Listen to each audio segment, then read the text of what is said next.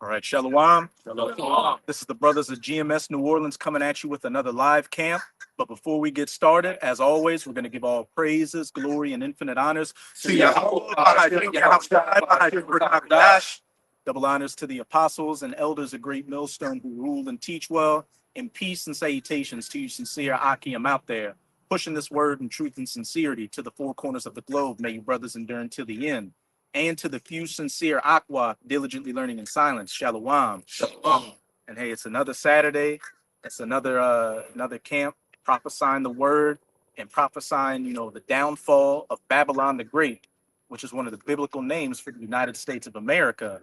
And as we can see, if you've been paying attention to current events, this place is about to get taken at all angles, economically, militarily, you name it. And a bunch of information's come out recently just further showing how there's about to be external forces coming against this place as well as internal forces coming against this place. Because for the longest time, these Americans thought that, hey, America could never be touched. All these wars and crimes against humanity, that just happens to countries outside of America. They have something called normalcy bias, where, since things have been normal in this country, relatively normal for the last couple of decades, that, all that stuff is that's somebody else's problem.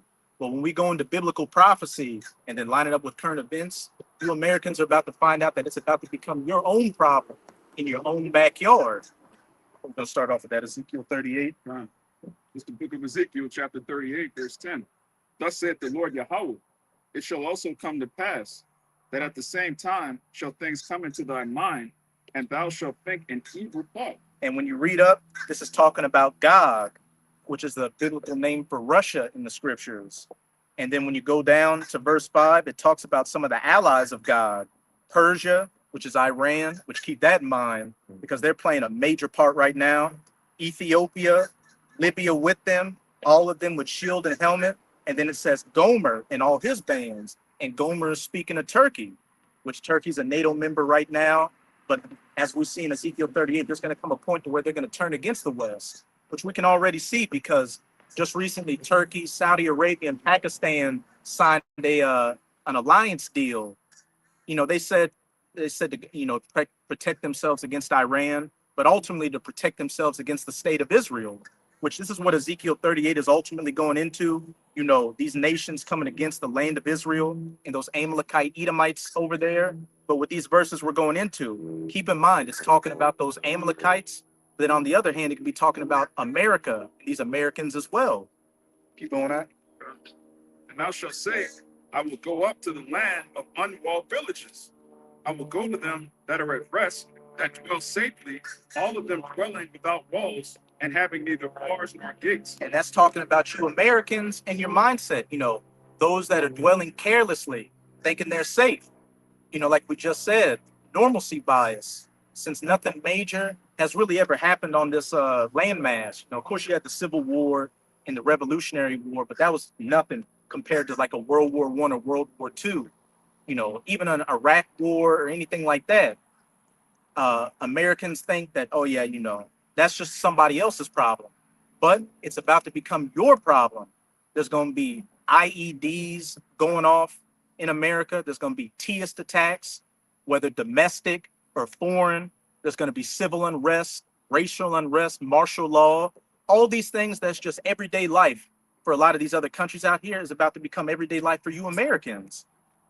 But give me that Isaiah 47. If I grab one first. Con, you got it. Con, you got it. This is the book of Isaiah, chapter 47 and verse 1. It says, come down and sit in the dust, O virgin daughter of Babylon. And that's a key word. It talks about it being the virgin daughter of Babylon. Because when you go to Psalms 137, verses 7 to about 9, it equates you Edomites with being the daughter of Babylon. And again, Babylon, the virgin daughter of Babylon, Babylon the Great. Mystery Babylon in Revelation 17 is one of the code words for America. It says, sit on the ground, there is no throne, O daughter of the Chaldeans, for thou shalt no more be called tender and delicate. And, we can clearly see that right now. I've been chopping up with this brother. I've got a TikTok account. And when you go to TikTok, all it is people talking shit about Edomites, the so-called white people, and especially talking shit about America. The jig is up. Everybody knows that democracy is a sham, equality is a sham, and the only thing this government operates on is what? Theft. You know, making some other nation look like the bad guy, you know, because they have oil or some other resource, or they're in a geostrategic location and say, look, they're oppressing the women, they're oppressing the kids, and then we come in with democracy and freedom, and you just bomb the country back to the Stone Ages and have a bunch of corporations rebuild everything, and then it gets westernized. So then what do you get? Feminism, so the family breaks down, and then you get a bunch of sodomites running around. And everybody's hip to the game. Hence why it says, and I believe it's Jeremiah 51, the nations have drunk of thy wine, therefore the nations are mad. And that wine is going into your philosophies that you spread across the earth. You know, a lot of these nations have got on board with westernization, and they're seeing that it's breaking down their societies. So hence, they're bucking up against you. They're mad, you know, spiritually, and also they're getting mad physically to where they're ultimately going to, you know, take it to this whore. It's back in Isaiah chapter 47 and verse 7, it says, and thou sayest, I shall be a lady forever, so that thou dost not lay these things to thy heart, neither didst remember the latter end of it. Verse 8, therefore, hear now that thou art given to pleasures that dwellest carelessly. Going back to Ezekiel 38, the place, the of one-walled villages, dwelling carelessly, you know, and at rest and at peace. Yeah, and if I could add to you, because it said that thou said that I'll be a lady forever. So, like you said, you had a mindset of these Americans, you know, they're politicians. Even look at the president, man. I was looking at some shit earlier on Twitter today, and he, you know, this reporter was interviewing him, and he was like, "Oh well, you know, let's say I'm the best president ever." And the reporter said, "No one's saying that." He was like, "Oh well, maybe you're right." It's just a delusion, you know, that these Americans are under, you know, saying that, oh, we just gonna be a kingdom forever. Like it tell you in Psalms, the inward thought is that the houses shall continue forever. But no, man, this place is getting ready to see bloodshed like it's never seen before. The most bloodshed in human history. And just to back you up with Donald Trump recently with this whole situation with America running out of missiles, you'll have in one breath him saying, oh, you know, we didn't run out of missiles. We still got missiles. But then the other hand, yeah, we're low on missiles. Yeah. So, and then he even went further. It's like, yeah, you know, we've got big, powerful weapons we haven't used yet. But yeah, we're running out of some missiles. And then it's like every other day, it's like, what? Oh, we've reached a peace deal with Iran. And then literally he said that recently. And then I think like damn near a couple of minutes later, but we're going to destroy them. Yeah. Some bullshit. Man. It's all just propaganda. You know, going back to that wine, that American exceptionalism that these people drink down thinking that, you know, we're number one. We're never going to go down. I shall sit a lady forever. Verse 8, it says, therefore hear now this, thou that art given to pleasures that dwellest carelessly, that sayest in thine heart, I am, and none else beside me. I shall not sit as a widow, neither shall I know the loss of children. And another thing too, this always stuck with me. You know, y'all, I'm sure y'all brothers seen it, you know, in World War II, they had that famous picture where they had all those soldiers raising the flag. Well, that was at something called the Battle of Iwo Jima, which that picture, that was actually the second picture they took. They make it seem like that was when they first raised it. That was actually the second picture they took that they posed for. But one of the Marine commanders there said, this picture is going to ensure that the Marine Corps lasts for another 500 years. Damn. And this was only like, what, 80, 90 years ago. And we can see that this place is on the brink of utter collapse. But again, I shall sit a lady. I shall never be a widow, nor see the loss of children. Verse 9, it says, but these two things shall come to thee in a moment, in one day, the loss of children and widowhood. They shall come upon thee in their perfection, for the multitude of thy sorceries, and for thy great abundance of thine enchantments. Those sorceries, again, going back to that wine, that as it says in Nahum, I believe it's chapter 3, it says that the mother of harlots that has sold these nations on thy witchcrafts. You know, all these different philosophies that America has been able to deceive the people with, to get them to, you know, follow after this American way. For that, and first and foremost, for what you did to the children of Israel, the so-called Negroes, Latinos, and Native Americans, the 12 tribes on this sign. Yahweh Bahashem Yahweh Shai is about to judge this place in great bloodshed. And when it says, in a moment, thou shalt know the loss of children and widowhood, that's ultimately talking about the nuclear missiles hitting this place and destroying it 1 hour, as it says in Revelation 18. But that's happening, but that's happening after a series of events leading up to it, which we're coming into that series of events. All these calamities and judgments of Jacob's trouble, which when you read in Matthew 24, it says what pestilence is, famines, nation against nation, talking about race wars, all these things we're going into. Verse 10, it says, for thou hast trusted in thy wickedness. Thou hast said, none seeth me. Thy wisdom and thy knowledge, it hath perverted thee. And thou hast said in thy heart, I am, and none else beside me. And that's Esau, Edom, the so-called white man through and through. As you quoted, they think their houses shall continue forever. You Edomites actually think that what you did throughout history, taking over the earth, and especially taking over the children of Israel, you did that by your own might. But no, it was Yahweh Bahashem Yahweh Shai that set you up. As it says in Psalms, I believe 75, promotion cometh neither from the east nor the west, nor from the north or the south, but it is the Lord that setteth up one and taketh down another.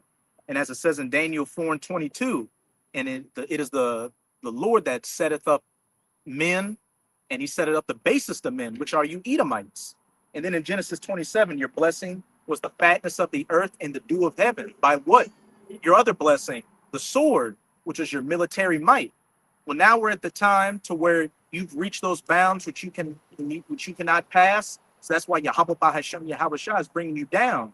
But if you've been winning for the last 500 years, of course you're going to think, look, there's no way we're going to go down, especially when you've got nuclear weapons. But, you're sadly mistaken, because Yahweh Bahashem Yahweh Shai has built up these other nations to be at parity with you. They've got the same toys that you have, and in some cases, better toys than you. Khan, you got it. And we can go that Obadiah. Khan, and we'll get, You already quoted it, but this is a lot of me there too. The book of Psalms, chapter 75, verse 5. It says, lift not up your horn on high, speak not with a stiff neck, for promotion cometh neither from the east, nor the west, nor from the south. But the Most High is the judge. He putteth down one and setteth up another. Khan. And horns can represent power. And what's beautiful about that is when it talks about what the he-goat and the ram, which is going into Alexander the Great and the Persian Empire. And it said that he-goat had a horn that he attacked the ram with, but what? The horn broke into 4 pieces, ultimately going into his 4 different generals. But what? If a horn's being broken, that means your power's being broken. That's right. Which is what Esau's in the process of happening. His horn, his power being broken. And as the brother just read, promotion only comes from the Lord. You didn't do anything of your own volition. The elder brother says it all the time. If natural selection were to take its course, our people would have been taking you over. You can see that right now. Jake is at the bottom of society, but everybody wants to be Jake. Your women want to be with Jake. Your children dress like Jake.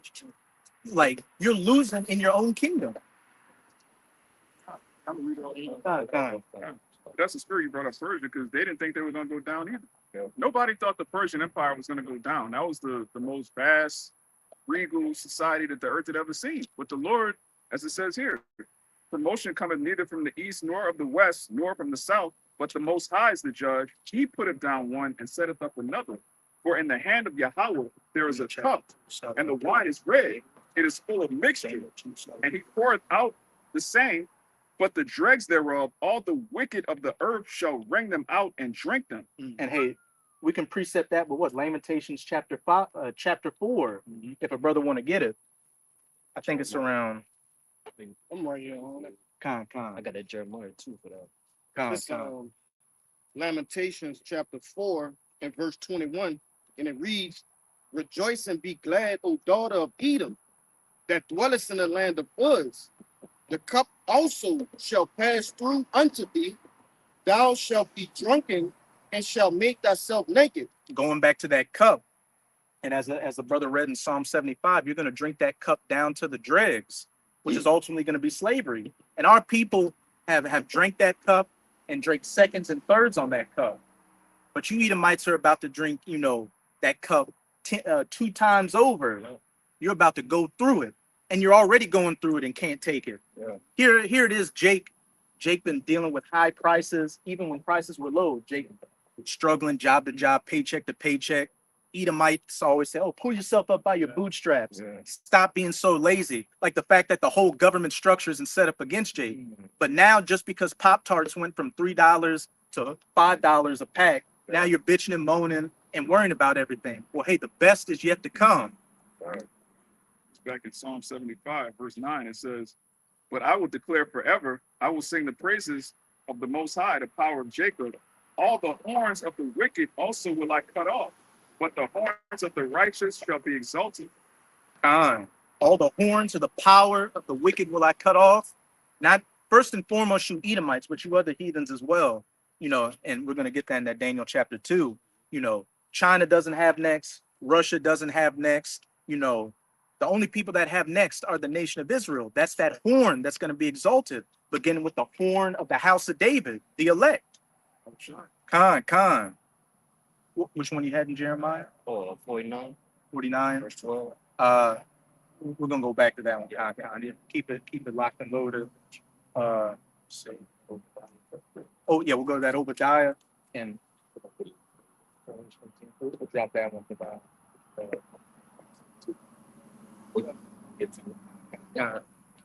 Con.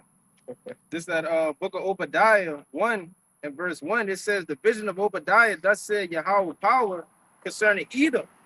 We have heard a rumor from Yahweh, an ambassador is sent among the heathen. Arise ye and let us rise up against her in battle." So right off the bat, it says the vision of Obadiah, thus saith Yahweh concerning Edom. And the book of Obadiah, it's a short book. It's only 21 verses, but it's got everything you could want packed in it. It's a superfood. It's got all the nutrients, all the elements you could want in it. And it's especially dedicated to you Edomites. And as it said, an ambassador is sent among you, among the heathen, which is the prophets, where that ambassador is sent among you to tell you the message that's coming down the pipeline, your immediate judgment and destruction. As the next part said, "Arise ye and let us rise up against her in battle," which we're about to go into that article to show that these nations are getting ready to rise up against you. And as we started off with in Ezekiel 38, God, as well as his allies, are going to get that evil thought to come against that land of unwalled villages where they dwell carelessly, where they think they're going to sit a lady forever. Well, read the verse 4, and then you can get that article, Baba Michelle. This is second verse in Obadiah. It says, "Behold, I have made thee small among the heathen. Thou art greatly despised." And that can go into your demographics, because contrary to popular belief, you Edomites are actually the global minority. Right. Different nations of people, we'll just use it in regular terms like African, Asian. They say their numbers are in the billions. Yeah. While for, Europeans, it's around 700 million. Damn. And even with that, they bolster your numbers by adding Arabs and Northern Kingdom. On a lot of the, what do they call it? The censuses in America, they relabel, Arabs, even North Africans as white. You're in a demographic decline. And then on the other hand, with you being made small amongst the heathens, is your reputation being made small. Everybody is looking at you Edomites, especially in the West, as the problem of the earth. All these issues we're dealing with, it goes back to, as Hugo Chavez said, blonde-haired and blue-eyed people are the root cause of all the problems going on out here. Right. The skirt, that's a part of that skirt being lifted up, and your shame being shown. You can no longer hide who you are. Verse 3, it says, "The pride of thy heart hath deceived thee. Thou that dwellest in the clefts of the rock, whose habitation is high, that saith in his heart, who shall bring me down to the ground?" Hey, I sit a lady, and I shall stand forever. You can read verse 1 to look at that article. It says, "Though thou exalt thyself as an eagle, and though thou set thy nest among the stars, thence will I bring thee down, saith Yahweh." And that's another context clue to show who Edom is. "Though thou exalt thyself as the eagle." And whose symbol throughout history has been the eagle? America, Nazi Germany, Rome, you know, these various Mount Petra. Khan. They literally have eagles carved into Mount Petra, and they even have images of Edomites with that Roman or Greek wreath around their head, showing that everything goes back to you. Though thou exalt thyself as the eagle and set thy nest among the stars, Houston has landed. You know, that fake moon landing, though you do have assets in low orbit space, thence will I bring thee down, saith the Lord. And as it said in verse 1, all these nations shall rise up against thee in battle. But you know, we're gonna go into, you know, a little bit of an article to show that these nations are getting ready to go to war against you, not just over in the Valley of Jehoshaphat, but even on the home front. This is the article, Iran International. The title says, Tehran preparing missiles capable of reaching U.S., cleric says. Wait, Tehran preparing missiles capable of reaching the U.S., cleric says. You know, you had North Korea where they used to make fun of him, calling him what, Fat Man or Rocket Man. Yeah. But they're not laughing so much now that he's got nuclear missiles capable of reaching the U.S. West Coast. It ain't gonna take long either. No, they've got them hypersonic missiles. Yep. And who's helping them out to get that? Who's being a guard unto them? God, Russia, and China giving them that technology to bring them up to parity with the U.S. It says a senior Iranian cleric said on Friday that the Islamic Republic plans to increase the range of its missile to 15,000 kilometers, 9,300 miles. It says, which he said will allow them to reach deep into the United States. We are preparing ourselves that the American people too will see what it is like. It says we are preparing ourselves so that the American people too will see what it is like to hit by missiles and understand what it means to be left in the blood and destruction. And thou that dwellest carelessly. We have never seen widowhood or the loss of children. You know, those Iranians are talking big shit. They're saying we are preparing ourselves so that the American people, not the American government, but the average American citizen, too, will see what it is like to be hit by missiles and understand what it means to be left in blood and destruction. Arise ye and let us rise up against her in battle. All these wars that these American soldiers went and fought in other countries, you know, raped the women, murdered the children, you know, did all that horror and terror. All those children are grown-ups now. Yeah. And now they're getting ready to get their get back with their boots on the ground over here. Hey, if I could add a point real fast, because when you look at what it's called alternative media versus what you see here in America and versus overseas, they're telling you who the ones doing the bombing to them. You know, you look at the pictures of what is it, Gaza from 20 years ago to now, it's just totally desolate, man. You don't think they're teaching those children how did this happen? Who did it? And those same children are what? They grown now, man. You know, like the brother was saying. You know, you got it. Because I was in like the third, like the second, third, fourth grade when Iraq and Afghanistan happened. And I'm in my 30s now. So those children over there, they're around my age too. Yeah. And if you grew up seeing your loved ones get brutalized and now you see the place that did it going down, what spirit are you going to be in? It says it down a little bit in the article. I don't know if you want to read it. Yeah, you can read down to that paragraph right there. What's the dude name? Adolan. One of Abdelnabi Musa Bibar.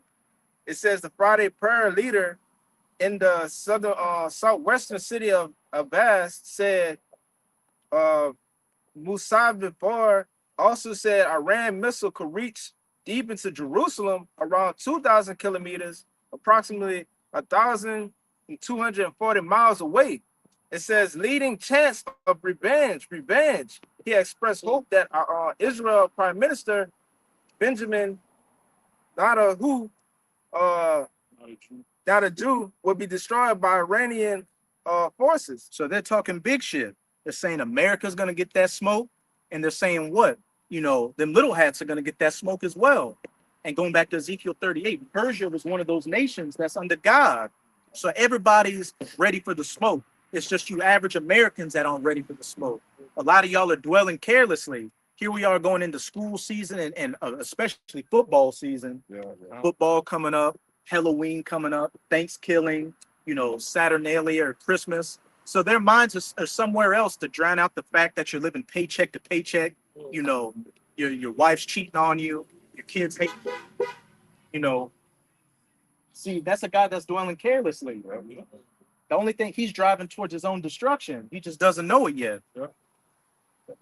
Con, you got it. Yeah, and for to add to the brother too, because what people have seen and forgot, when Sleepy Joe was in the office, you still have all of these sleeper cells here, man. Yeah, that's right. You know, you still have a boatload of people. You go back about 2-3 years that were coming in by the boatloads, middle-aged military men. All right, so-called Chinese, so-called Africans, man. So-called you even had the dude. What he said, bro. You may not know who I am right now, but you're gonna know me. You can't forget that all of these things have already happened, man. And we're not talking about a small number. We're talking about like a damn near invasion, man. You know, and all these people are just waiting for their turn to turn these things up. That's right. Because you have military troops that they're gonna launch here in America, but they're not gonna be the ones to put down their own people, man. You know, so that's why they're gonna have these foreign troops here that's already here to start mowing you down, man. You know? I believe like most of our land is bought by what is it, China. Mhm. So they already prepared, man. It's just a matter of time to where they just push give that call and say, look, man, we ready. Yeah, back his brother up about when the borders wide open. Then that A-list terrorist, you know what I'm saying? What did he say? Yeah, A-list terrorist. T.R. Slocky. What did he say? He was like, y'all don't know me now, but y'all gonna know my name soon. Man, he got many of him in America, bro, waiting for that green light. And he said before, it's like, you stupid Americans. Yeah. You don't know who I am now, but you will know soon. Yeah. And he prefaced it by saying, you stupid Americans. Why? Because he knows you're dwelling carelessly over here. He knows you're only concerned about football, drinking beer, and going to the club. Bread and circus. Bread and circus. Time. And he gave one in the spirit. And hey, as the brother was saying with those foreign troops over here, a lot of information is coming out that the ICE people, a lot of them are IDF, 1948 or Defense Force. Yeah. And then a lot of those ICE are getting trained by them. And what do they specialize in over in the Gaza Strip? You already know. We'll do some research on that. I got mine right here. Any brother? I got it. Kind. You got it, and then we'll jump to that Jeremiah. This is the book of Joel, chapter 3. Brother Judas, Go ahead, bro. God, you got it. Go ahead, bro. You got it. This is the book of Joel, chapter 3, verse 9, and it reads, proclaim ye among the Gentiles, prepare war, wake up the mighty men, let all the men of war draw near, let them come up. Beat your plowshares into swords, and your pruning hooks into spears. And if I could say that, with the beat your plowshares and the swords and your pruning hooks and the spears, all these nations are raising their military budgets and moving towards a war footing. And then even in America, Trump had contacted, it was GM, and I think it was GM, and it might have been Ford, saying, look, I'm gonna need you to convert a lot of your car assembly plants to make military equipment. And the last time that happened was during World War II. And World War II gives you an idea why they were doing that. Everybody is getting prepared for this third woe, which is coming quickly, as it says in Revelation chapter 11, verse 12. You can keep going on. The book of Joel 3 and 10. Beat your plowshares into swords, and your pruning hooks into spears. Let the weak say, I am strong. Hey, you do not know me, but you will know who I am soon. And then as the brother read in that article, you had that Iranian cleric say, look, we've got missiles that can reach America, and it's time for American citizens to know what blood and destruction looks like. And that would have been unheard of, I'd say even 10 years ago. Yeah. Nobody would have ever expected a small country like that to be talking as big a shit as they're talking. It showed you how far America has dropped to where it's no longer the top military in the world. People, that nation look at them like, you know what, we can get you. Look at it as a joke. I made thee small among the heathen. Thou art greatly despised. And this Iran war has really showed, how much a paper tiger the U.S. really is, because America's used to what? Going against a country that doesn't have a superior air force. You know, when it comes to actual soldiers, those soldiers are hard bodied, but you can't do much when you constantly got aircraft carriers sitting off your ocean doing airstrikes on you. Yeah. But with Iran, they got missiles that can reach those aircraft carriers, hence why they keeping them farther off than they usually would. It just blew up an oil tanker earlier today. It was a big ass one too. They was carrying a boatload of oil. They just, man, I saw the video of that part. They blew that bitch up, man. And damn near, it may be every one, but damn near every U.S. military base in the Western Asian region has been destroyed by Iranian missiles. And, you know, the numbers are all over the place on how many U.S. soldiers have been killed. You know, what the mainstream's telling you is about, one day they said 17, then they said 14. But when you go to like foreign media, they're saying 600 plus. Yeah. They're just getting mollywopped over there. You got these devils actually deleting their records from the military so people can't search them up to see how many people actually died, man. That's how you know they're getting their ass tore up over there. You know? Go ahead, man. That's crazy to do. Hey, it's they had this guy. They took him off of YouTube and the authorities arrested his ass. Some guy named the brother U.S.A. is gonna know who he is, Richard Medhurst. Mm-hmm. He was heavily getting on those 1948ers with the Gaza war. And he was showing video of YouTube of IDF getting put down, like walking, and you just hear, and the body drop, that type of videos. And he's like, hey, it's a different ball game when you're fighting against real men and not women and children. That's what America's learning right now. They're fighting against some real hard-bodied men with the military that's gonna lash back, and it don't feel so good. But he was what kind? Yeah, Joel Kahn. Yeah, we still read down to Joel 3:11. Assemble yourselves and come, all ye heathen, and gather yourselves together round about. Actually, we'll stop at that. Let the weak say I'm strong. Sure. Now we'll go to Jeremiah. This is Jeremiah 51 and verse 11. It says, make bright the arrows, gather the shields. The Lord have raised up the spirit of the kings of the Medes. And, you know, that's another name for Russia in the scriptures, the Medes. Gog, the Medes, you know, the North Country. And it's saying, raise up the spirit of the Medes to do what? For his device is against Babylon to destroy it, because it is the vengeance of the Lord, the vengeance of his temple. For what? For you in 1 hour, in the moment, in a second, to know widowhood and the loss of children.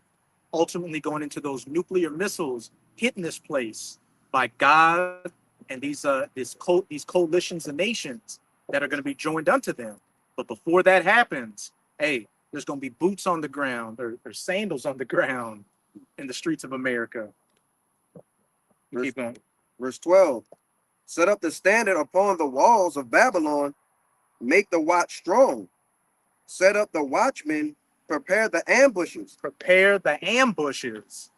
And as we've been quoting that guy who said, you do not know who I am, but you will know who I am soon. That's going to be those ambushes, those sleeper cells over here. And then, you know, Sleepy Joe, what was one thing he was known for towards the end of his last presidency? Having the open borders to the north and especially to the south. You know, we go into it a lot. It was something called the Darien Gap, which was like in South America, going through Central America to Mexico, all the way up here, where you had Iranians, you had Syrians, Chinese, Africans, Russians, you know, all these different nations of people traveling up through those open borders. And they're not coming here to look for a better life. They're coming here to take away your life. For the Lord have both devised and done that which he spake against the inhabitants of Babylon. Prepare the ambushes against the inhabitants of Babylon. Going back to that article, it's time for the American people, the Babylonian people, to know what blood and destruction looks like. O thou that dwellest upon many waters, abundant in treasures, thine end is come, and the measure of thy covetousness. And it mentioned that word dwellest upon many waters, dwelling carelessly. I was going to say, you know, also going back into what you said earlier, and also what the brother Amawab mentioned yesterday about them having those garrisons, man, planted all throughout the earth, you know, showing you, you know, the different nations and whom they conquered, basically, you know. Hey, he's given the fatness of the earth and the dew of heaven. That's all those, I think it's around 800 and something U.S. military bases all across the planet. And what does that look like to the average person? You got soldiers set up in a bunch of different countries for defense. No, it's for offense. Yeah. It's for occupation. It's for colonization. Verse 14, the Lord of hosts have sworn by himself, saying, surely I will fill thee with men as with caterpillars, and they shall lift up a shout against thee. Hey, let the weak say I am strong. All these people from second and third world nations coming in through those open borders like caterpillars to prepare those ambushes, which they're getting ready to spring. Another thing that's been taking place recently, which the brother could give me a second Esdras 6 and I believe 24. Another thing that's been taking place recently is in 12 states across America. The only ones I can remember is Oregon, Minnesota, Michigan, New Jersey, and Wisconsin. They're reporting cyber attacks at water plants. Yeah. And, a lot of them are blaming it on Iran, which, Iran and China are going to have a hand in it. But another thing, too, you Americans have to worry about is your own government coming against you. It's going to be domestic teists, foreign teists, and even Uncle Sam coming with some false flags against you. You're about to get pressed at every angle. Kind. And the second Ezra chapter 6, verse 24. At that time shall friends fight one against another like enemies. Civil unrest, racial unrest, martial law. And the earth shall stand in fear with those that dwell therein.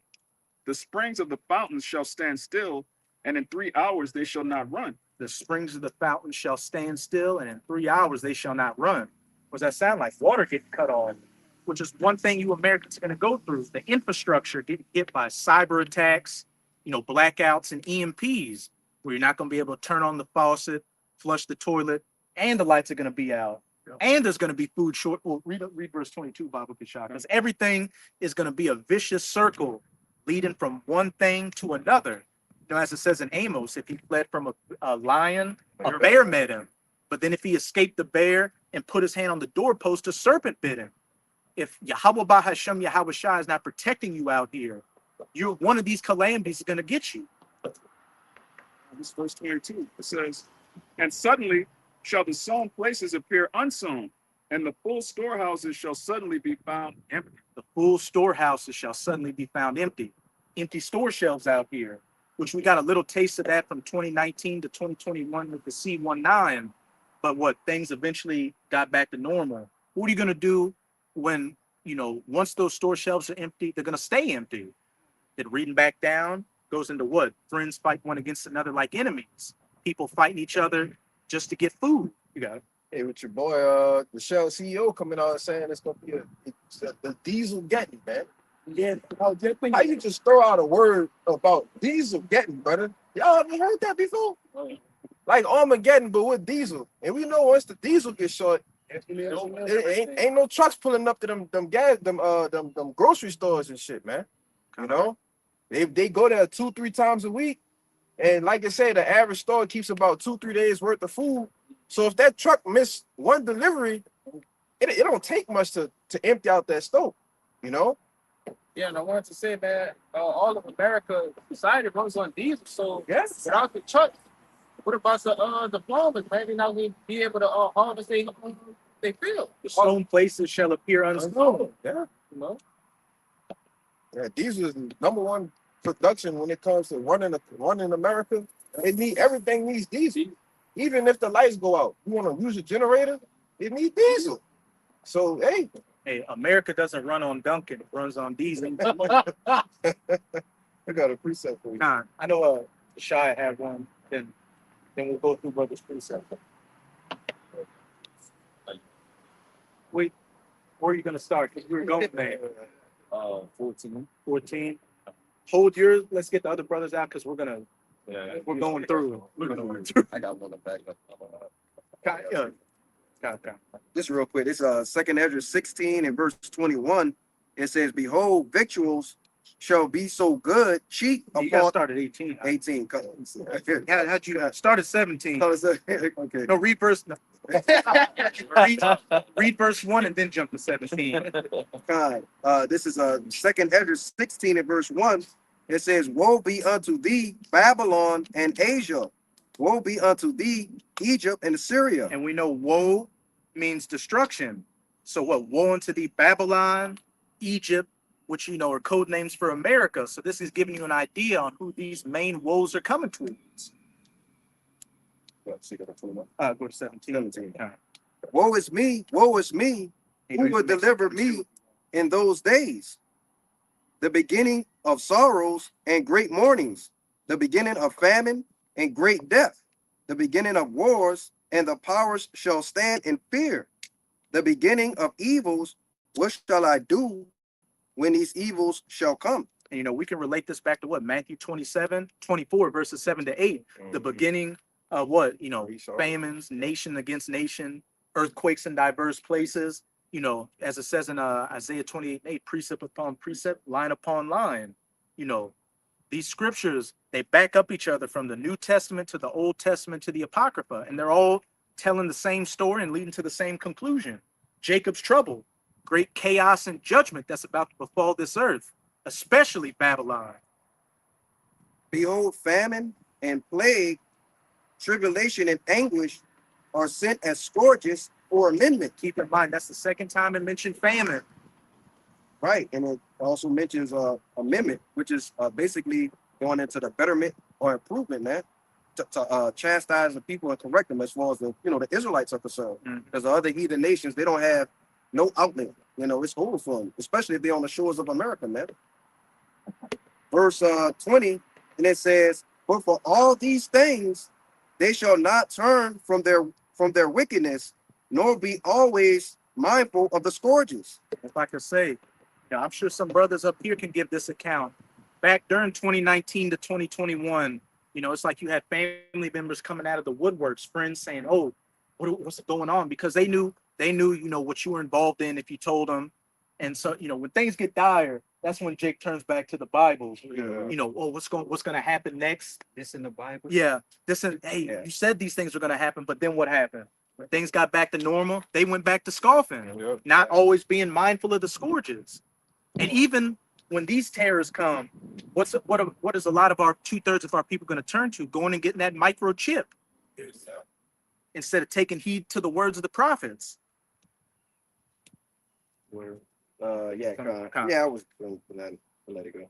It says, verse 21, it says, "Behold, victual shall be so good, cheap upon earth, that they shall think themselves to be in good case. And even then shall evils grow upon earth, sword, famine, and great confusion." It mentioned famine a third time. There we go. Because you read verse 22. Okay. Read to 23, really. Make your point, but you read down to 23. Yeah, man. So the scriptures was talking about, it talked about that amendment, man, being brought forth through the way of the scourges, man. And the people aren't mindful. You think that during the time of famine, right, when the store shelves start to get a little empty, you know what I'm saying? Things start to get a little harder. People start to get a little bit more desperate. That the people would think, hey, man, look, we need to turn back to our power. We need to pray to the Lord, man. But they're going to go and receive what? Other outlets, man. Esau are coming off of I think that's what it's called. Yeah, universal basic income. Yeah, I'm gonna give you $2,000 a month. Don't worry about it. Everything's gonna be all good. Trusting on Egypt, man. Okay, and trusting on his devil, man, for help. But all he gonna do is just turn his back and bite you, man, like a serpent. The serpent he is. And to back you up before you continue. In the same chapter, 2nd Ezra 16 and 68. "For behold, the burning wrath of a great multitude is kindled over you, and they shall take away certain of you and feed you, being idle with things offered unto idols." And for 2/3 of our people being idle, what are they going to feed you? What things offered unto idols are they going to feed you? That microchip. Right. "And they that consent unto them shall be had in derision and in reproach and trodden underfoot." So even though the majority of our people are going to take that microchip, you're still going to be you're ultimately going to get destroyed by the missiles, but you're going to get mocked afterwards, especially if you were somebody who knew this truth and still got to see him. Your chastisement is going to be that much more. Verse 22. It says, for many of them that dwell upon the earth shall perish of famine, Fourth time. and the other that shall escape the hunger shall the sword destroy. And to back up what this brother was saying about a diesel getting, once the diesel runs out, the trucks stop running, you got empty store shelves, and then what? Famines out here, food shortages. And famines are going to be one of the main judgments that Yahweh Bahashem Yahweh Shai is going to bring upon you Americans to thin the herd. I see. Oh yeah, Verse 23. Oh, Oh, that was it. oh, you can read 23, but I was just going to say, and the other that escaped the hunger shall the sword destroy. If he ran from a lion, then a bear met him. You may escape starving to death, but you may get killed by one of these martial law troops out here, get sent to a sea camp to get tortured to death, or ultimately that ultimate sword, those missiles. Verse 23. And it says, and the dead shall be cast out as dung, and there shall be no man to comfort them. For the earth shall be wasted, and the cities shall be cast down. And that just goes to show the mass amount of death and destruction that's going to come. People are going to be strewn out here as a dung. And people are going to become so numb to these dead bodies, you're not going to give a second thought to them like you don't give a second thought to that turd you flushed down the toilet. That's that cold, barbaric spirit that's about to get out here. Which actually, yeah, you can read down. You can read down to 31. There, verse 24. There shall be no man left to till the earth and to sow it. The trees shall give fruit, and who shall gather them? The grapes shall ripen, and who shall tread them? For all places shall be desolate of men. And think of that movie, I Am Legend. Since Will Smith was the only man roaming around, you had grass breaking through the concrete, you had wild animals roaming through the street. Since nobody's going to be out here picking fruits or tilling the ground or cutting the grass, nature's going to start taking over again. Yeah. That shows you the great lack of people there's going to be out here. Yeah, his best friend was a mannequin. He used to go into the store talking to a mannequin every day, man. Y'all said y'all had some precepts? Okay. I had some. Before we continue, we'll get y'all's precepts. Whoever wanna. I got something.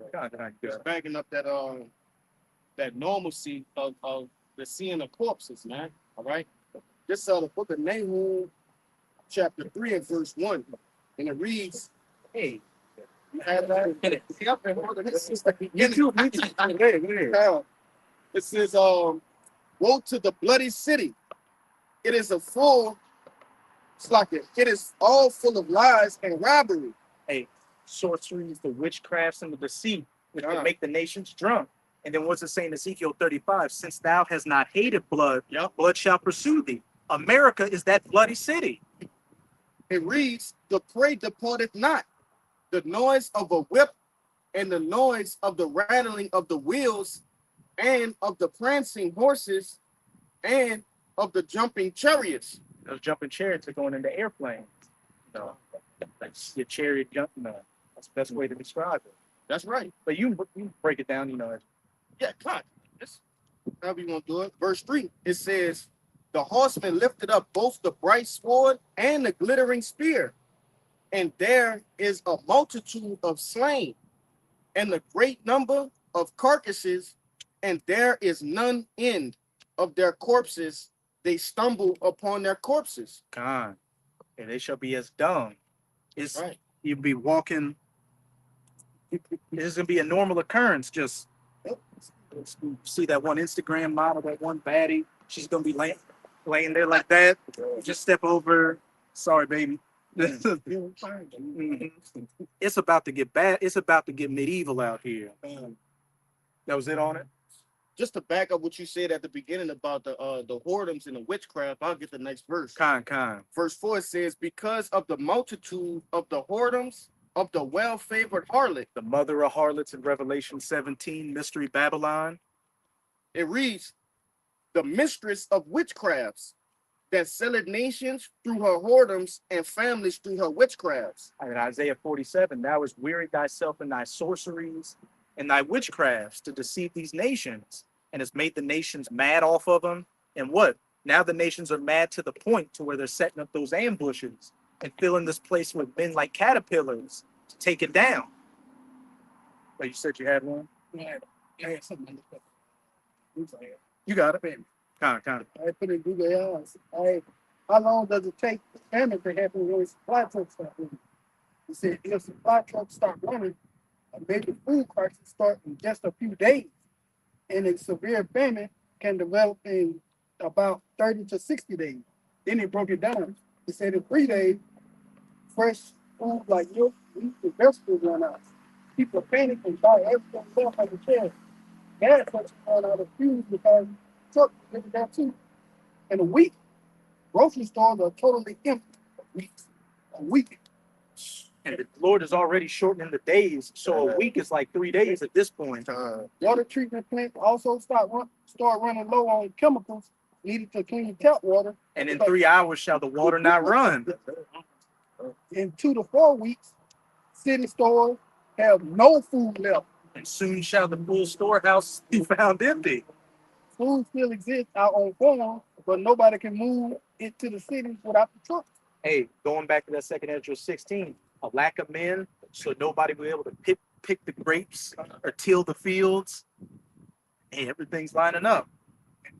30 to 60 days, a full-blown famine hit urban areas unless the government steps in to ration and to hand out emergency supplies. And what are you going to have to do to get those rations? Put that hand on that table, and there you go. Right, because hey, that's for a basic income family. Majority of you jakes don't even have $500 to do these things, like go and finish buying up the rest of the storehouse. So it's to be other chaos in these low income areas, like damn near almost immediately after the first few days, man. Majority of jakes is living off what? Government assistance. All right. They don't got shit in their pantry already. So hey, this everything this brother is saying is gonna come in real time and real fast, man. We're at the end of all things. Everything Yahweh Ba'ashim Yahushua is saying. And just to back you up, Right. What have you been having recently? It was like the YNs that were just bum rushing places and Oh yeah. and ransacking, and they're doing that. What was it called? Yeah. Yeah, it was something like that, where it's like just groups of YNs will go to certain areas and just steal a bunch of shit. And as it says in Luke, if they do this in a green tree, how much more in a dry? We still got electricity. You can still fill your car with gas. You can still go buy some Takis from Walmart. So how much more when all that's not here? People are already acting like animals. So when they're starving like animals, hey. They leave. Oh, kind. Yeah, some more were you? Kind. Whoever want to go first. I'll get real quick because y'all keep mentioning the plagues. Real quick, second Ezra 15 and 49. I will send plagues upon thee, widowhood, poverty, famine, sword, and pestilence to waste thy house with death, destruction, death. Kind.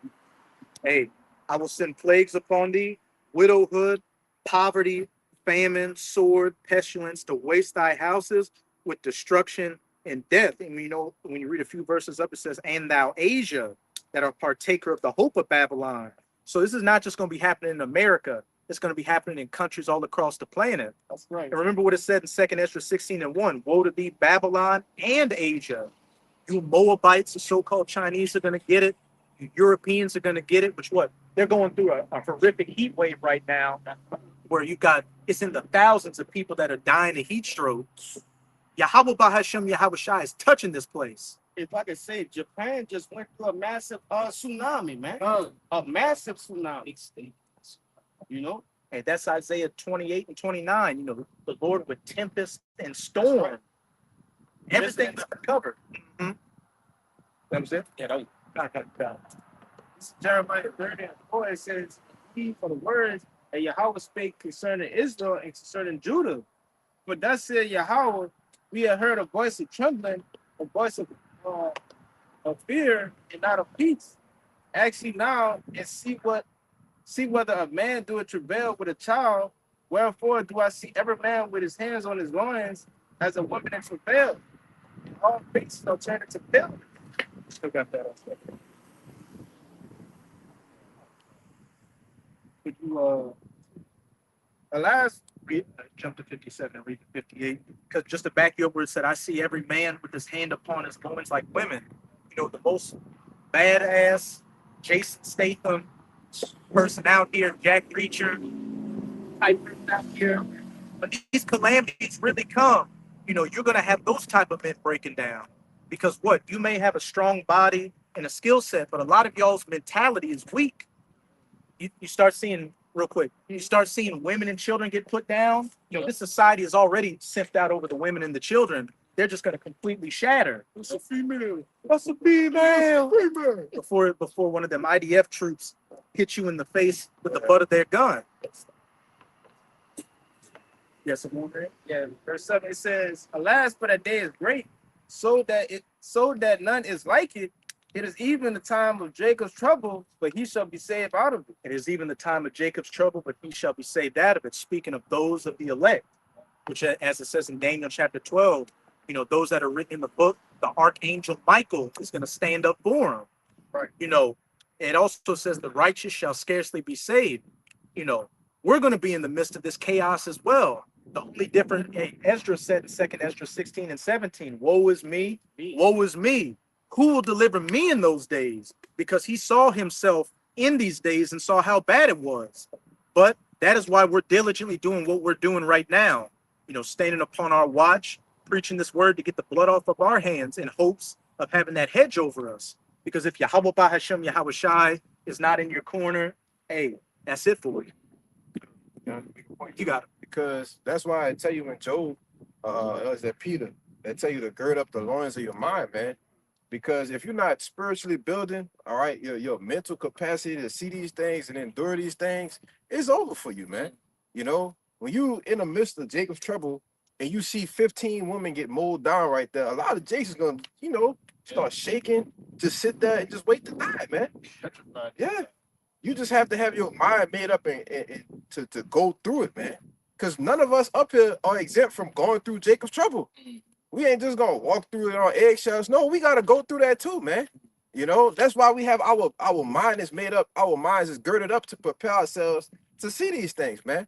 Through faith, though. You know, but you got it. Like I said, that's a beautiful point. A lot of Jakes, they watch videos and think that I follow the elders, I'm subscribed to this channel. So in Jacob's trouble, I'm gonna just be in a mansion somewhere with a bunch of food. Like, no, the Lord's preparing us to go through Jacob's trouble, not avoid it. Mm-hmm. Could you get that 2nd Ezra 15 real quick? Just to back up. I was gonna ask a question just on that, which I was just saying too, because a lot of details that y'all going into about the destruction. But do y'all have, even though y'all was saying that, but going into more detail and helping the people understand, like, okay, we all gonna go through it too, and this is gonna happen. How do you gird up yourself? Because if I see a woman and a child get blown up in front, I'm gonna be tripping. Like, I feel like that is a simple. If you ain't tripping, I'm gonna be like, you didn't see that. So what is all of that look like for a person when, like, what is a safe place, quote unquote, that you should be doing versus being asleep and relying on the Lord? It's as simple as that. And you know, you're in a good stead right now. You know, you're out here listening to the word, listening to these things that are about to take place. And that's what we're here to do. Preach this word, you know, to tell our people that these things are coming and to get back to following your power, which comes to, you know, first having faith in what the prophets are preaching, and then, you know, following the law, statutes, and commandments to the best of your ability. You know, I can make a point. Con, you got it. Quick to further answer what you asking. All right, when you indulge yourself in these scriptures, it gets you back into that manly estate too, man. And also you have to understand judgment. All right, seeing somebody get blown up, women or children in front of you, which what is that? Ezekiel 9 goes into the Lord's not going to spare women and children, nor the old. All right, so nevertheless, we're going to see these things. Okay, but understanding judgment, all right, knowing that is their judgment will give your mind ease. You're gonna know when you see a baby laying there dead that was the judgment of Yahweh Ba'ashim Yahushai. You're gonna know that. So it's not gonna affect you like somebody that's outside of the truth, if that makes sense to what we're saying. That makes sense. This Daniel chapter 12, verse 1. And at that time shall Michael stand up, the great prince, which standeth for the children of thy people, which Michael is the archangel. All right, he's going to defend us. It says, and there shall be a time of trouble such as never was since there was a nation, even to that same time. All right. Now, how do you prepare for something that's never happened on the earth before? I don't know.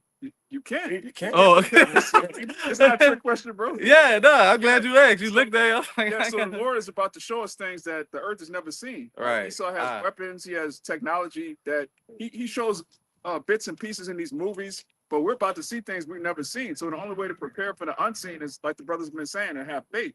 Right. You understand what the definition of faith is according to the scriptures? I understand the definition, but I get it seen different. Christians got it, and Hebrews 11. I got it. Bring it out real quick. Yeah, Hebrews 11:1. Now faith is the substance of things hoped for, the evidence of things not seen. Like the evidence of things not seen. So we build up your faith, building up the courage to endure things that you haven't seen before. All right, we can prepare for things that have happened already. Jake already used to seeing Esau with guns shoot our people down in the street. But we're about to see some wild stuff. So you have to prepare your mind for that. Like the brother's been saying, the only way to do that is to search the scripture. I want to back up real quick, and just to cover all aspects. This is 2nd Ezra chapter 9. I'm going to start at 7. And everyone that shall be saved and shall be able to escape by his works and by faith, whereby ye have believed. So you got to have the faith in what the prophets, that we are the prophets of the Lord, and what we're preaching is the word of the Heavenly Father, and that is going to come to pass. And by that faith, what you're going to continue, to inquire and start to mold yourself after what the scriptures are actually saying, which goes into your works. Stopping eating pork. Not saying you're doing these things. Just an example. Yeah, I want to hear the example. Not committing adultery. Not celebrating holidays, which goes back to paganism. Just taking yourself out of the ways of this world. Now, when I say that, I'm not telling you to quit your job or anything like that. We're still subject to captivity. We got to pay taxes and everything.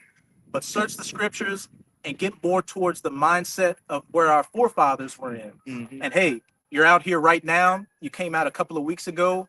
This obviously has piqued your interest. And I know you were asking me earlier, what is camp? And I told you, it's when we get together and preach this word. And you were asking if we have classes, which we do have classes. And what did I tell you? Oh, you got to be in the camp. And how did I tell you to get it? How you get into the camp? You just come, but I like this too. You come out, yeah, and you tarry, and then hey, if it be the Lord's will, and you be over on this side, be on the classes preaching this word, and that's also a part of the works. So you have the faith to believe, and then you show your faith by your works. So continuing, whereby ye have believed, shall be preserved from the said perils. Trying to get that word preserved. Everything we've been going into. The famines, the mass death, which includes women and children. As the brother said, things, how do you prepare for something you've never been through before? You can. But we're preparing for it by doing what we're doing right now, having the faith that what the Lord said would take place in these scriptures is, so we're doing these works in order to be preserved from it. And shall see my salvation in my land and within my borders, for I have sanctified them for me from the beginning.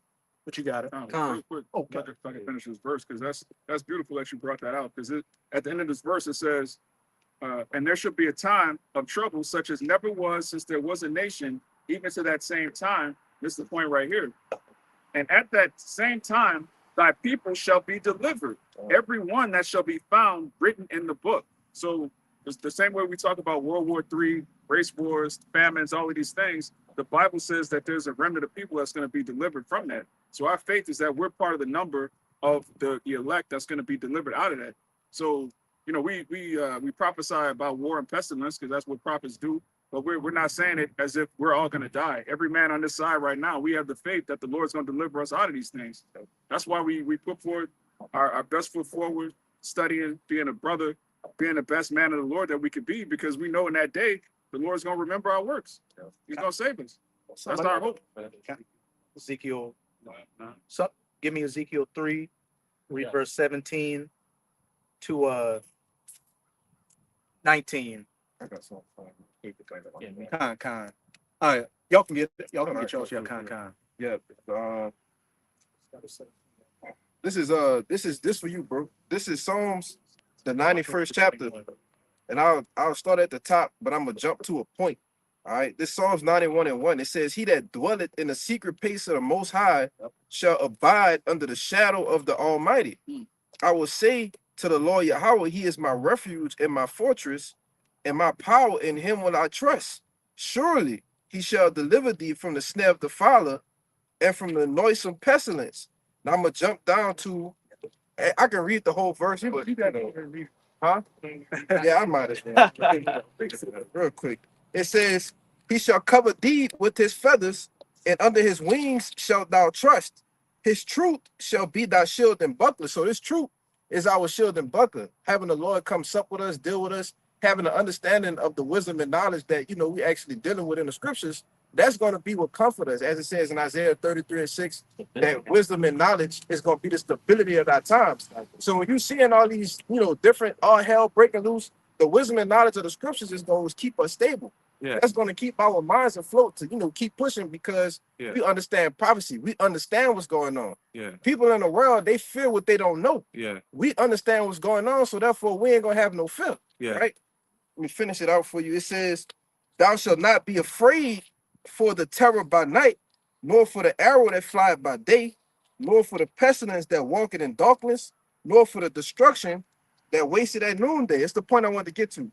It says, "1,000 shall fall at thy side, and 10,000 at thy right hand, but it shall not come nigh thee." Yeah. That's, you got it. And going back to that second Ezra 16, the people shall be as dung, and the one you brought out, Nahum 3, the body, you shall stumble over the bodies. Yep. We're gonna go through it. I can say everybody up here ain't never been in a war zone, ain't never seen masses of bodies just dead laying around. So when it comes to that, we're in the same position as you. We've never seen horrific things like this, but that, as the brothers have been going into, that's why we're doing what we're doing right now. Being diligent unto the Lord, showing our faith through our works by preaching this word and believing in the Lord, so that we'll have this knowledge, wisdom, and understanding to guide us through these times and keep us stable. Because we know what the expected end is if we endure, that the Lord is going to protect us from all these things, and that we're ultimately going to, see salvation, get beamed up onto the chariots. Con, you got it. So I know you've been also there. you're aware that the Bible was written obviously thousands of years ago. Yeah. All these things that's about to happen in the future, the Lord said it was going to happen. So when you see these things come to pass, it's going to build your faith. This is one of those things that's going to come to pass. This Isaiah 65:11. "But ye are they that forsake the Lord Yahweh, that forget my holy mountain, that prepare a table for that truth, and that furnish the drink offering unto that number," talking about the 2/3 of our people. It says, "Therefore will I number you to the sword, and you shall all bow down to the slaughter. Because when I called, you did not answer. When I spake, you did not hear, but did evil before mine eyes, and did choose that wherein I delighted. Wherein I delighted not." So there's people that hear this word and they mock it. They think the Bible's a joke. They think it's outdated. But then there's men like yourself, you hear the word and you take it seriously. And this is what's going to happen to men like us who are willing. It says, "Therefore, thus saith the Lord Yahweh, behold, my servant shall eat, but ye shall be hungry. Behold, my servant shall drink, but ye shall be thirsty. Behold, my servant shall rejoice, but ye shall be ashamed. Behold, my servants shall sing for joy of heart, but ye shall cry for sorrow of heart, and shall howl for vexation of spirit." So a major biblical prophecy is that the men that turn away from sin and repent are going to be protected in that day. And the men that take the Lord for a joke, they're going to die. Their children are going to starve right in front of them. They're going to get put to death. These are the judgments for non-believers. Yeah. So if you're a believer, you should have hope in salvation. Yeah. Yeah, that's right. You got I it. mean, it really is that somebody who Con. Yeah. Read 9 to 12. But just to back this brother up, I'm gonna read this real quick. This is Sirach 2:10. "Look at the generations of old and see, Did ever any trust in the Lord and was confounded? Or did any abide in his fear and was forsaken? Or whom did he ever despise that called upon him? We have plenty of examples throughout the scriptures of our forefathers being put in situations to where there looked like no way out. Yeah. Daniel in the lion's den. You had the prophet Elijah, who during a famine, the Lord guided him to a lake with water, and birds were literally bringing food to him. Yeah. We have all these examples, and that goes into the faith too, to believe that these accounts took place in the past. Yeah. That if the Lord had his men protected back then, looking at the generations of old, what's going to be the same for his men now, walking in that same stead, receiving though ye shall eat and drink while they shall, thirst and hunger, ye shall joy and laugh while they shall sorrow and lament. For the people that don't take heed to the word, 2/3 of our people, as it's about to say in that second Esdras. Because remember, further up, it said, and everyone that shall be saved and shall be able to escape by my works and by faith whereby ye have believed shall be preserved from the said perils. So that's those that are being faithful to the Lord right now. But these next verses are going to go into what's going to happen to those that didn't take heed to the word. You got it. This second Ezra 9:9. Then shall they be in pitiful case, which now have abused my ways, and they have cast them away despitefully, shall dwell in torment. Cast them away despitefully, threw it behind their back, not took heed to the word, which when you were out there, when we were downtown a couple of weeks ago, you saw a bunch of people walking by, scoffing at us, talking shit, making little jokes and comments. This is applying to them. But as for you, you're here another weekend, inquiring, listening. So you're in a good stead. Second Ezra 9:10.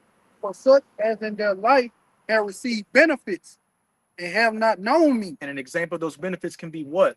The Lord gave you a job to be able to afford a car, to be able to afford an internet connection, to see these videos, to see that you have men preaching in your city, and to have the ability to come down here. But what? Instead of that, you just decided to use your Saturday to, go downtown, commit adultery, just be a complete, demon out here. Verse 11. And they that have loathed my law, while they had yet liberty, and when yet as a place of repentance was open unto them. Which that place of repentance, this grace period, which, what's a grace period? If you can't pay your rent, you ask your landlord, hey, you mind giving me another week? Okay, that's a grace period. But if you don't pay that rent, your ass is going to get cast out. Yeah. So we're in a grace period. We're in a time of repentance right now, to where when you see us out or see any of the brothers out preaching this word, that means the Lord still has his message going out. But once this word ends, which that's another part of the scriptures, the famine of the word, where we're no longer going to be out like this preaching, and these video epistles are going to be taken offline. That's when the judgment is at hand. And we have brothers that are up in Canada, and just recently the Canadian government passed a bill called C-19, where people can be penalized and faced with jail time for reading out of the Bible and saying things that would be considered hateful to certain demographics. Let's say the rainbow people, for instance. Right. So you can see that's another thing that's encroaching, just showing you how close we are to all these judgments we started off reading about, and the salvation as well. Understood it not, but despised it. The same as know it after death by pain. The same must know it after death by pain. And with all these examples we've been going into, with famines, race wars, civil unrest, theist attacks, those are all examples of the scourges and the death by pain that the Lord's about to bring to 2/3 of our people and just these Americans in general. But the only difference is that our people have an opportunity to be saved from it. It's just whether you're going to take that opportunity or not. But Con, I know you've been. Get you. Cool. Yeah, we'll be around. Oh wait, no, I know you've been holding one. Brother Ben. God. Man, I think it's frozen a little bit. We've been waiting so long. You about to raise your hand. Hey, there's an example right there. A person that's going to get judged. making, even out here, we're in pretty much in the middle of nowhere, and people are passing by, making jokes, everything playing out in real time. What you got it? Con. This is Romans chapter 14, verse 5. One man esteemeth one day above another, and another esteemeth every day alike. Just the point. Let every man be fully persuaded in his own mind. Con. You got it. Yeah, Con. I want to bring this up because, as you were saying, like, how we gonna get through that time in time of trouble is faith, as we've been going into. But now it's the time, man. You got to ask yourself, man, do you have faith, man? Because hey, when the time comes, man, you ain't gonna have videos to watch. Or you might not even have the scripture in your hand. We go through these things, man. We gotta be fully persuaded in your own mind to where the Lord will be with you, man. That time of trouble, in the time of destruction, where you be to eat in the time of famine. You could be protected in the time of, hey, man, you trouble while everybody else be put to death. You be exempt from that, man. You gotta have faith in that, man. You got it. You ever seen that movie with Denzel Washington, The Book of Eli? Yeah. Go back and rewatch that movie, because what was the premise of that? You remember what happened at the end of the movie? He was blind, so he had a Braille Bible. But he was able to recite. Oh yeah, the Bible got taken, so he remembered everything that was in it. That's what the brother's saying. It gets to a point where you got to have the scriptures in you, because it's not going to be like, we're going to be running in the wilderness and it just, hey, you're one of those guys. What was Jeremiah 15? No, it's not going to be that. You got to get to the point, which is what we're working towards, where these scriptures got to be written inside you, written inside your spirit. As the brother quoted that Isaiah 36, 33, and 6 earlier. And wisdom and knowledge shall be the stability of thy times.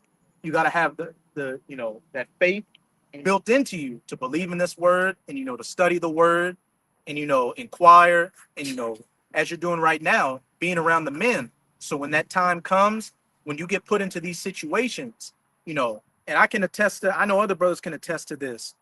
Throughout my daily life, I get in situations to where the scriptures come to my mind on how to handle the situation, interactions with people, stuff like that. And when I, go with what the scriptures would say on it, the situation turns out in my favor. It might not be exactly how I wanted to play out, but I make it home that day. But you done? Yeah, okay. Nah, you got it. Then we'll come back to this side. This is the back up that grace period. I ain't get the whole thing. I'm gonna just get like 2 points. This Proverbs 1, I'm gonna start at 20. It says, wisdom cried without, she uttered her words, her voice in the streets. She cried in the chief place of concourse, in the openings of the gates. In the city, she uttered her words, saying, how long, ye simple ones, will you love simplicity? You got it. Done. Okay, and that's just like the brother was saying a little earlier. Okay, long as the prophets are out on the scene, okay, it's still a time of repentance. Okay, the doors are still open. All right, you can still turn back. Okay, but we have 2/3 of our people which are not hearkening to the words of the prophets. Okay, it says, wisdom cried without, she is in the chief places of concourse. And where we were at downtown, where we used to be at, that was a chief place. Everybody was there. And even out here, it's on the lake. We still got people passing by, honking the horn. So we're visibly out here for people to see. The highways and the hedges, and wisdom is crying without. When y'all say the prophets, I'm sorry, y'all talking about like y'all it's more than y'all, like say Canada. So the people that's on the street corners that's preaching? Not everybody, because you do have, false teachers out here. You do have other Israelite camps, but the thing is, when you line up what they're saying with the scriptures, a lot of what they say doesn't line up with the scriptures, and a lot of those camps, when you go up to them, they'll shoo you away and won't answer questions. Like when I say brothers up in Canada, I'm talking about brothers in GMS or Great Millstone, because you got other camps like the IUIC or ISUPK.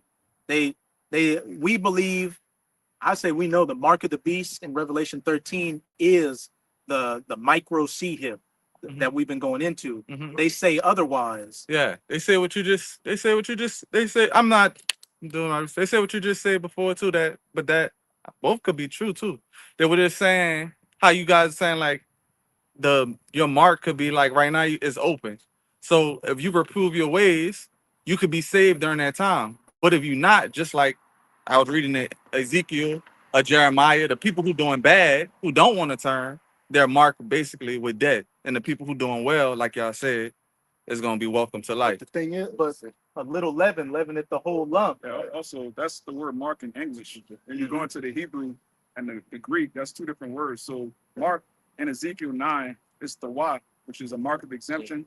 And mark in Revelation 13 and 16 is charisma, which is an implantable, something inserted in your hand. It's a physical device that's going to be inserted in you. So I was talking more context of what y'all said. Like context of what y'all said. Like the Like way to coming be back safe. to the Lord. Yeah. Yeah. Like I thought that was like most of the meet and grid that hit me in the beginning, like, oh shoot, I ain't doing nothing the Lord said. Like that was the most safest place. Like when you said, I don't want to go through the details of, you know, I ain't saying you eat pork and stuff like that, but when you turn around, you go, dang, I eat pork, I celebrate this, I do that. Like I'm really like basically saying, hey, kill him, he a heathen. Like, you know, so when you said that, I had put it to something else that they said. Once again, when my original question is saying, not just them, everybody feel like they a prophet for the Lord. So that's why I asked when you said when the prophets on the street, did you mean like the people that's on the street, like y'all, or do you mean the prophets in the Bible? That's what I thought you. Prophets in the street. Okay. Yeah, us. And like I said, you got many different camps out there, but not everybody has the truth. There's only one truth. And if I could say real quick, you got it. This is Amos 3:3. Can two walk together except they be agreed? You know, those other camps do say come back to the Lord and you know, don't repent, don't eat pork and all that. But when it comes to the nitty-gritty, again, the mark of the beast, I can guarantee you those other camps, at least IUIC and ISUPK, don't say it's the microchip, which when you read Revelation 13, it tells you if you take that mark, you're going to be destroyed. So you got to know what the mark is in order to not be destroyed. And if you don't have faith to believe that what we're saying is the mark and you take it, you're going to get destroyed. Yeah, that makes sense. It makes sense. Yeah, I was just gonna say, just to add on to the brother, like the brother was saying, the other camps do teach, you know, to come back to the law, statute, commandments, you know, and have faith, you know, in the Lord. But the thing he was saying, which separates us from them, is that we believe 100% that the so-called seed here is the mark of the beast. Yeah. That's what separates us from them. So we would say here at Great Millstone, we have 100% truth. They don't have 100% truth. And the truth is not 100. The truth is not the truth. It's not at 100%. You get what I'm saying? So, and other camps have even said themselves that they don't have 100% truth, but nobody has it, or 90%, or 95. Right? That means somewhere within your doctrine you're wrong, or you don't have the answers to the question. That's the point. If you say that, if you putting your faith in somebody that says, "Hey, I'm not 100% right on what I'm teaching you," what are we doing? what are we doing? Right. Like my life is my life. The life of my women, my children is dependent on me believing in what you're saying. And you say, well, I'm telling you, but I don't have the full truth. It could be this. It could be that. Could be this. Little bit of this. Yeah, little bit of that. But if you're wrong, then you would be. I'm asking a question too. If you're wrong, would you could you consider them to be false because they don't teach 100% of the truth? Yes. But if that's not 100% of the truth of what you're saying, that means that you would be false also. Yeah. If we're wrong, If we're wrong. Okay. Yeah. Yeah. But hey, you gotta have the faith to believe. You gotta have the faith to believe that what we're saying is 100% true. I just think it has the same duality of Jeremiah, Isaiah, Sodom and Gomorrah. But you're right. I feel like the COVID, where you couldn't get into buildings and things like that, you need the shot. You couldn't. I get it, but I you know, the chip is definitely could be real too. But the biggest thing that blew up in my mind is just like, yo, like I ain't doing nothing. Like I ain't doing no works. Like that was the biggest thing. The chip could. I mean, I can't. You know, I haven't finished the book either, but. If you take that chip and it come with those precursors, like you said, and I think that's crazy too, knowing that you didn't read this. So yeah, but I wouldn't say that would disqualify anybody with that part, but maybe it do, maybe it don't. I don't know. Disqualifies them. Oh, okay, all right. Yeah, you gotta have faith, and that comes back to having faith. Faith is the evidence of things hoped for, the evidence of things not seen. The evidence the evidence of things hoped for. We have faith and hope that if we follow the doctrine we're following, we're going to be saved. And we haven't seen the sea hip come out yet, but we know we have faith that it's going to come out and that those that are going to get it are going to be destroyed, while those that don't get it, that are of that elect number, are going to be saved. But he had a precept real quick. Yeah, this is I just Oh, I was just gonna say, them other camps all preach of what the mark of the beast is, but they never tell you how they use that to buy or sell. If I say, like they say, sleeping with white women, so how did they gonna use that to buy or sell? Whether you got to commit, or the mark of the beast is committing sin. How you gonna use that to buy or sell? You got to commit a sin at the register to buy something like that. It doesn't make any sense. That doctrine is madness. Well, no, I don't. Once again, I don't know. I just know that part of what they taught about the mark of the beast is similar to what you guys just said before y'all got into that part, or what I read in the beginning of Jeremiah and Ezekiel. Just like in Revelation says, these are the people who not going to enter to the kingdom of heaven. Like it made it clear. Like it's always about your ways. I'm not saying I get it. Like I ain't taking no shots no more. I ain't getting no chip in my arm. But the biggest thing I really would say is I'm like, yo, like, stop living like a heathen, bro. Like, so I once again, I don't, that 100% and 10%, I get it. But the biggest thing, like I said too, trying to live could I ever say, I mean, I'm not a Christian. I'm not going to say it like that, but I'm going to keep myself from unwillingly sinning. I don't know if I'm going to do 100%. So, we ain't even able to do 100%. That's why we're doing the best we can. Let me ask you this: if someone becomes a Muslim and they turn their life around and stop eating pork and stop committing sin and killing people, but they believe in Allah, is the Lord coming back to save them? I don't know. I don't know nothing about what they do. I just know if they Muslim, then they Muslim, and that's on them.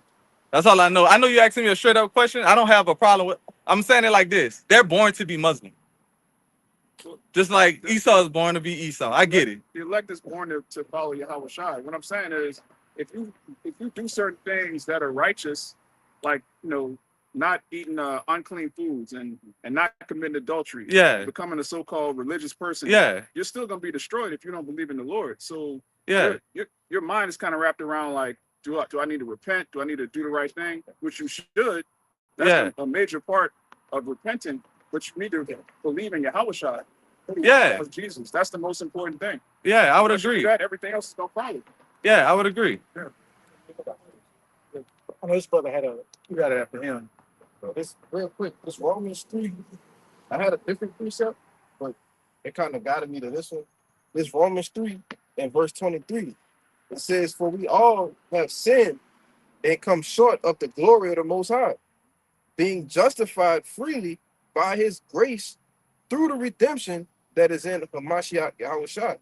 So we only justified through, we could keep the law, statute, commandments to the best of our ability. We could stop living like heathen, like you said, but we only gonna be saved through the grace when the Lord comes back, and our faith is gonna be justified in him. Right. Now, I was going to add to you, when you read a few verses up, it tells you that the Lord is our righteousness, our justification. Everything that we do comes from the Lord. So yes, other camps may keep the law, they may do certain things, and it sounds good and it looks good, but that doesn't make them righteous, though. You know what I'm saying? So everything that, just backing this brother up, everything we do is of Yahweh Bashim Shah and a faith. All right, I'll get this real quick. This is Ephesians chapter 2. I'm gonna read verses 8. "For by grace are ye saved through faith, and that not of yourselves. It is the gift of the Most High." So backing up what this brother was saying and what these brothers were going into, we're only going to be saved through the grace and the faith in Yahweh Shai. We can't go directly through the Father. We got to go through Yahweh Shai, with whom the world ignorantly calls Jesus. So as the brother was, saying kind of where your mind's at is, if I just stop eating pork, I just live I'm just speaking, live a so-called Christian life, I'm going to be good. That's not the end all be all of everything. You got to believe. Yeah, it's the same thing though. It's the same thing if Jesus Christ say, "Hey, I'm believing me, I'm gonna die for y'all, but why? Since I did this life of repentance, stop trying to sin." Right. He ain't giving no man, a license to Yeah. whatever he So wants. that's all I mean. That's I'm not saying go straight through that. Right. It's all encompassing. It ain't just one thing. I feel you. Yeah. But for by grace are ye saved through faith, and that not of yourselves, it is the gift of the Most High, not of works, lest any man should boast. So, kind of backing up what we were saying, You said, Slovakia, you know, I can't follow, the laws 100%. None of us can. And that's not something to boast in, because you do have some, like say IUIC, for instance, the law, the law, the law. They're trying to make it out like they just follow everything perfectly, but they've got several horrific things they go off on. What we're preaching is, again, is by the grace and the faith in Yahushua. And what? By first having that faith in Yahushua, what? Then the works follow. You start molding yourself after how Yahushua walked and his men. Which, how do you get to that? Seeking in the scriptures. That's the game plan. But I want to be right, because what these brothers are going into, it's like more or less like the beginning stages of understanding the truth. But you got to realize that there is more to the truth than just that. You know, that is bringing you into the fullness of it. And then once you get indulged in it, then comes the prophecies, and that's what these other camps go off on, man. All right. The prophecies are a major part of what we're looking forward to our salvation. Hence what the brother was going into with the mark of the beast. All right. That's a major, major part in prophecy, and they go off on that. So you can't really, you gotta look at all the aspects. But just, backing up what these brothers were saying, there's more to the truth than just not eating pork or, stopping adultery, stopping committing adultery. Y'all got it. Yeah. If I could add to it, what this brother saying, because listen, bro, we always right where you at. The same That's questions, like the exact same questions you asking us, we ask the same thing. That's right. But we just constantly, this brother, we was told like, hey, just go do some research, look at some things, watch some, lessons, watch the apostles, filter it through the scriptures and see what you come back with. And some brothers, it took longer than others. Yeah. With them same questions, and we came back, brother, and everything so far has, checked out, brother. We had those exact same questions. I stood in your exact same shoes. So, through faith, we kept pushing and finding, and the Lord had revealed to us more and more. And it's gonna continue on if you be consistent with it. So you're in a good stead. I'd say, hey, consistently, come out every Saturday. You're contacting me, so I'm gonna keep you updated on everything. Yeah, I appreciate that. No problem. We'll probably just, I know we getting at about that time. Let's get a last. Who's got some precepts? Con, I got one too. Con, get y'all. I guess we'll end off. You said you have one. Yeah, I'll end off with you too. This is the book of Sirach, chapter 24, verse 31. It says, I said, I will water my best garden and will water abundantly my garden bed. And lo, my brook became a river, and my river became a sea. Water is likened unto wisdom in the scriptures. It says this, I will yet make doctrine to shine as the morning, and will send forth her light afar off. I will yet pour out doctrine as prophecy, and leave it to all ages forever. And I brought that out because the doctrine is not just to keep the law, statutes, and commandments, which is what most of these other camps teach. All right, the doctrine is actually prophecy. All right, Yahushua said, I come in the spirit. The testimony of Yahushua is the spirit of prophecy. So if you read from Genesis to Deuteronomy and you try to keep every law, but you don't believe in the prophecies, you're not of the Lord. That's right. All right, you might live a so-called righteous life in your own sight, but in the eyes of the Lord, you don't believe in his son. So you're still a heathen. Even though you don't eat pork anymore, you don't commit adultery anymore, you don't believe in, it's actually a commandment in the book of Deuteronomy to believe in the Lord. So if you're trying to keep every commandment, but you don't believe in the Lord, you're still breaking the chief commandments. So, right. But the ones y'all mentioned, they believe in the Christ. No, they don't. I see you as a I in Christ. Jesus Christ. They believe in Jesus Christ. They believe in the Christian. They believe in Black Jesus. Yeah. That's what they believe in. They don't believe in Yahushua. Jesus is not the same person. We're not preaching the same person as they're preaching. Yeah. We're preaching. You teaching Matthew, Mark, Luke, and John? Yeah. Y'all teaching? They read out of the same book, but they don't say his name. Yeah, if I could, because he kind of lost him right there. What we saying is with behind the name Jesus, it comes with a certain stigma. Yeah. Like you could look, it's a whole nother doctrine. Because when you look up in your phone, pull your phone out, bro. Look up Jesus Christ in your phone. So-called white man gonna pop up, which we call him, Caesar Bush. Yeah. Yeah. And when you look at, you can search in Google Yahushua, the biblical image, you know, what's supposed to be the biblical image of Yahweh Shai. Real quick, it's not even about the image though. It's about their characteristics. They're teaching a whole different Messiah. Right. The name of their camp is Israel United in Christ. The Lord's mission statement is to separate the elect from Israel. The Lord is not coming back to gather Israel in Christ. That's nowhere in the Bible. I just took it as more so as They preaching because this version of it. well, I mean, no, I mean I just took it just more the context of okay, Christ, who was he? He died for our sins for us to be able, huh? Who sins? I said our sins. Who's ours? The people on this billboard. No, there's a remnant of these people. We're If all we wanna, if we want to, if you this tribe, or I would say if you understand that he died for you to give back as a sacrifice. Yeah. That goes over your sins, and you say he like he said in the scriptures, believe on me like I had said. Go out and feed the homeless. Do X, Y, and Z. Go He never out. said feed the homeless. He said feed. He said my sheep. no. He said the people that's sick and in prison. Visit the people that's sick and in prison. And he said when you saw me, you gave me nothing to eat, or you gave me no food. John came talking about. He wasn't talking about. He was talking about his brothers.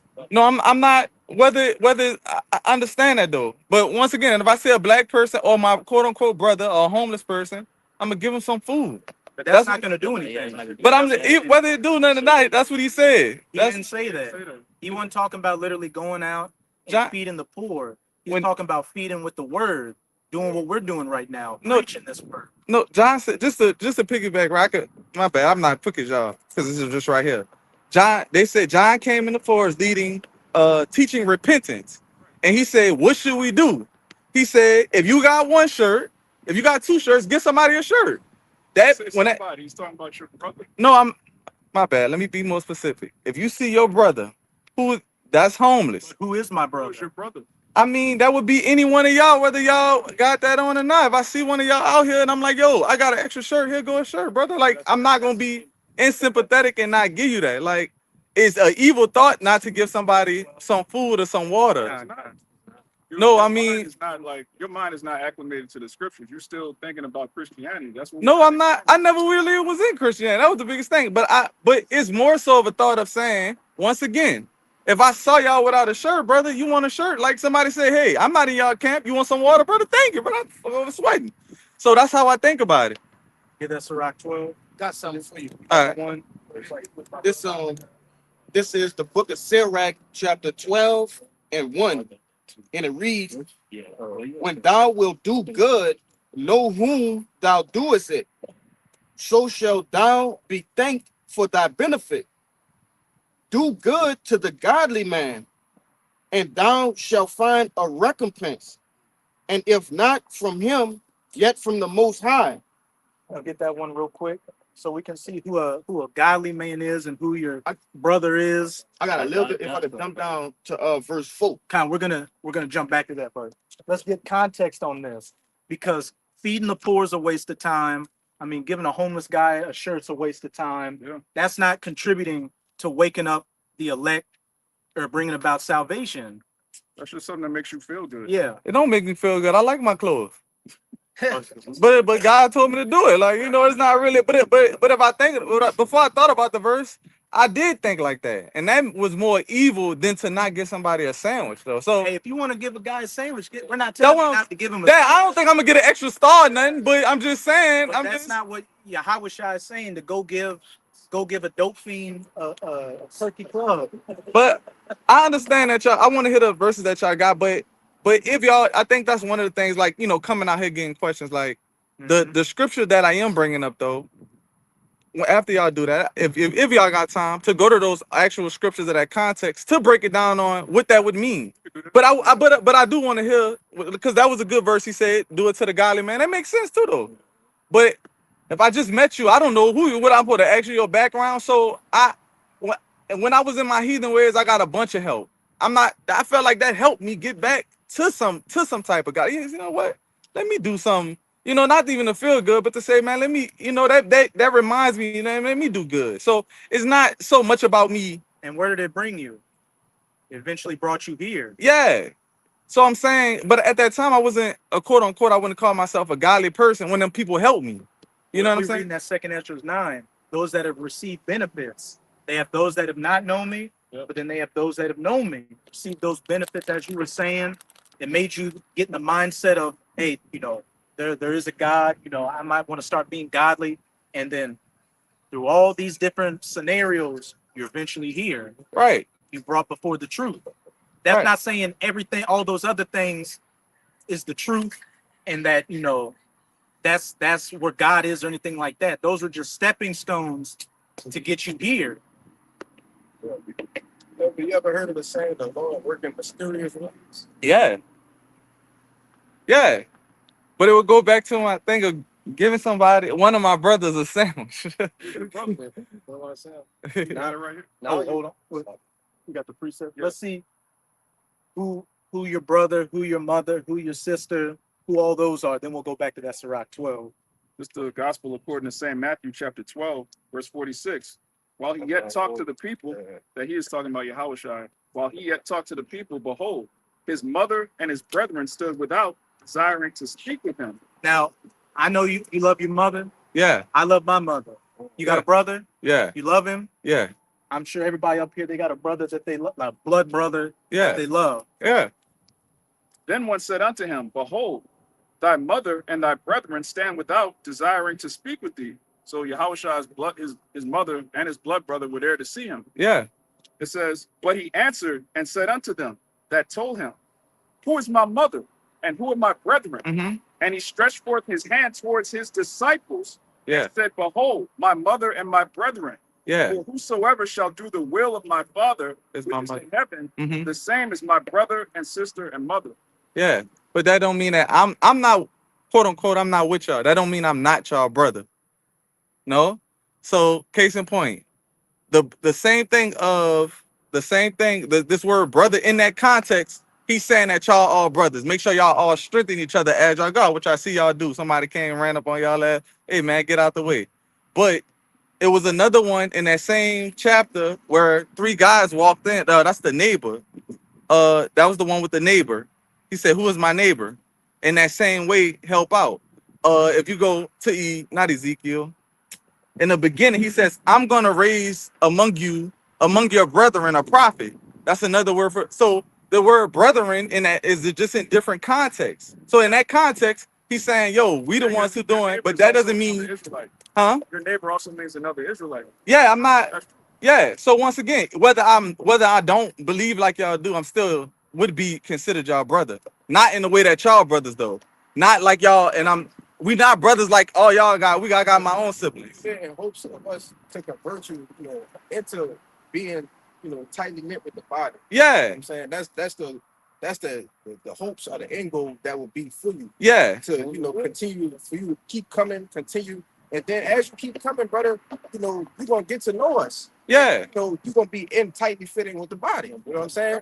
You can't Yeah. just pop up one day and be like, oh, I'm your brother. Of course No. it don't work like that. No, of course I'm y'all. Well, no, but if I we get what you're saying. yeah. We're all Israelites. Yeah. So by blood, Yeah. we're all brothers. That's what but- I'm saying. But right now, only the elect are who matters. Yahushua did come for the entire nation, but right now, before the kingdom, he only came for the elect. That might be a lot for me, but go ahead. Yeah, like he I only. get what you're saying. We're all you're right on that. We all come from Jacob. We all come from Abraham, Isaac, and Jacob. So we are physically brothers. We're of the same nation and race. But right now, Yahushua, while he did die for the entire nation, Yeah. only right now, in this point before the kingdom of heaven is established, did he come for the elect, that remnant, as brothers have been going into, that took heed to the word.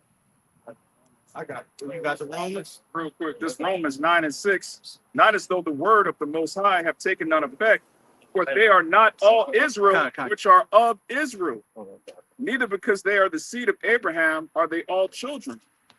So there's physical descendants of Abraham, Isaac, and Jacob that are Israelites, but they're not our brothers. They hate the Lord.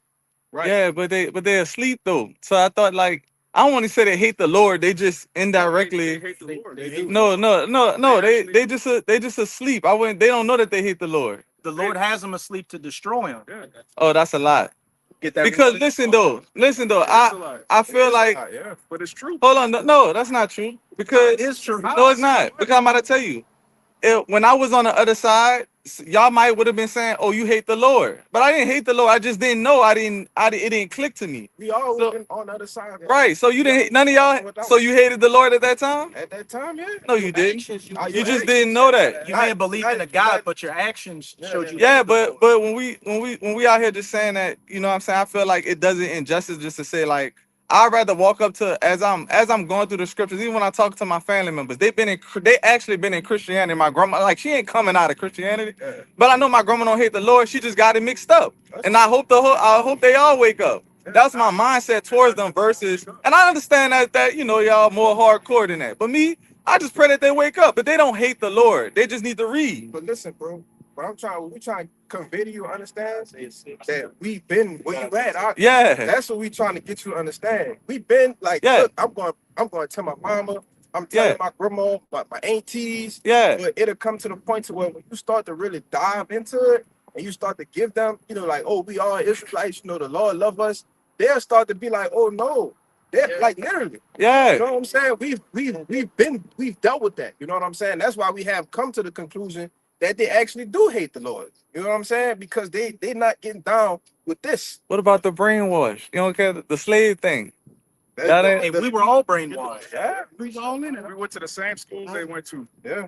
You realize that there's people that if you tell them you're not supposed to eat pork according to the Bible, they'll attack you and insult you. Yeah, of Try to course, yeah. But I understand the curse though. I get it. Like, yeah, I'm not, you know, I'm not saying I We're get gonna let the scriptures. Go ahead. That's fine. 7 to 8, and then you start at 5, but then jump to you can jump to 27. Okay. 27 to 28 after you read what you want to read. This is Romans chapter 11, verse 5. It says, even so then at this present time, also there's a remnant. Now, what's a remnant? It means a small number or a remainder. So there's a remainder, not the whole nation, but a small number out of this nation that's going to be saved. It says there's a And remnant. remember in Isaiah 65, it said, you will eat and drink and rejoice, but they starve and thirst and lament. So there's a clear distinction right there. He's talking to Israelites. There's a group of Israelites that are going to starve to death. Their children are going to die. They're going to be put to death brutally. And many of these people in our family, we're not just saying this because it's cute. It sounds.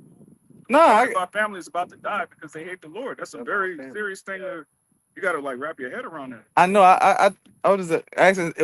Y'all job is to wake them up, huh? Our job is to wake up the elect. The Oh, Lord is actually in Okay. charge of who's going to wake up. gotcha.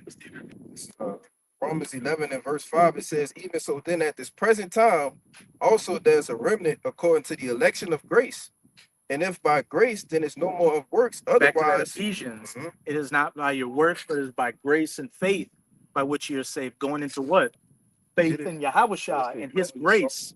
His sacrifice is what gave us this grace to come back to the Father.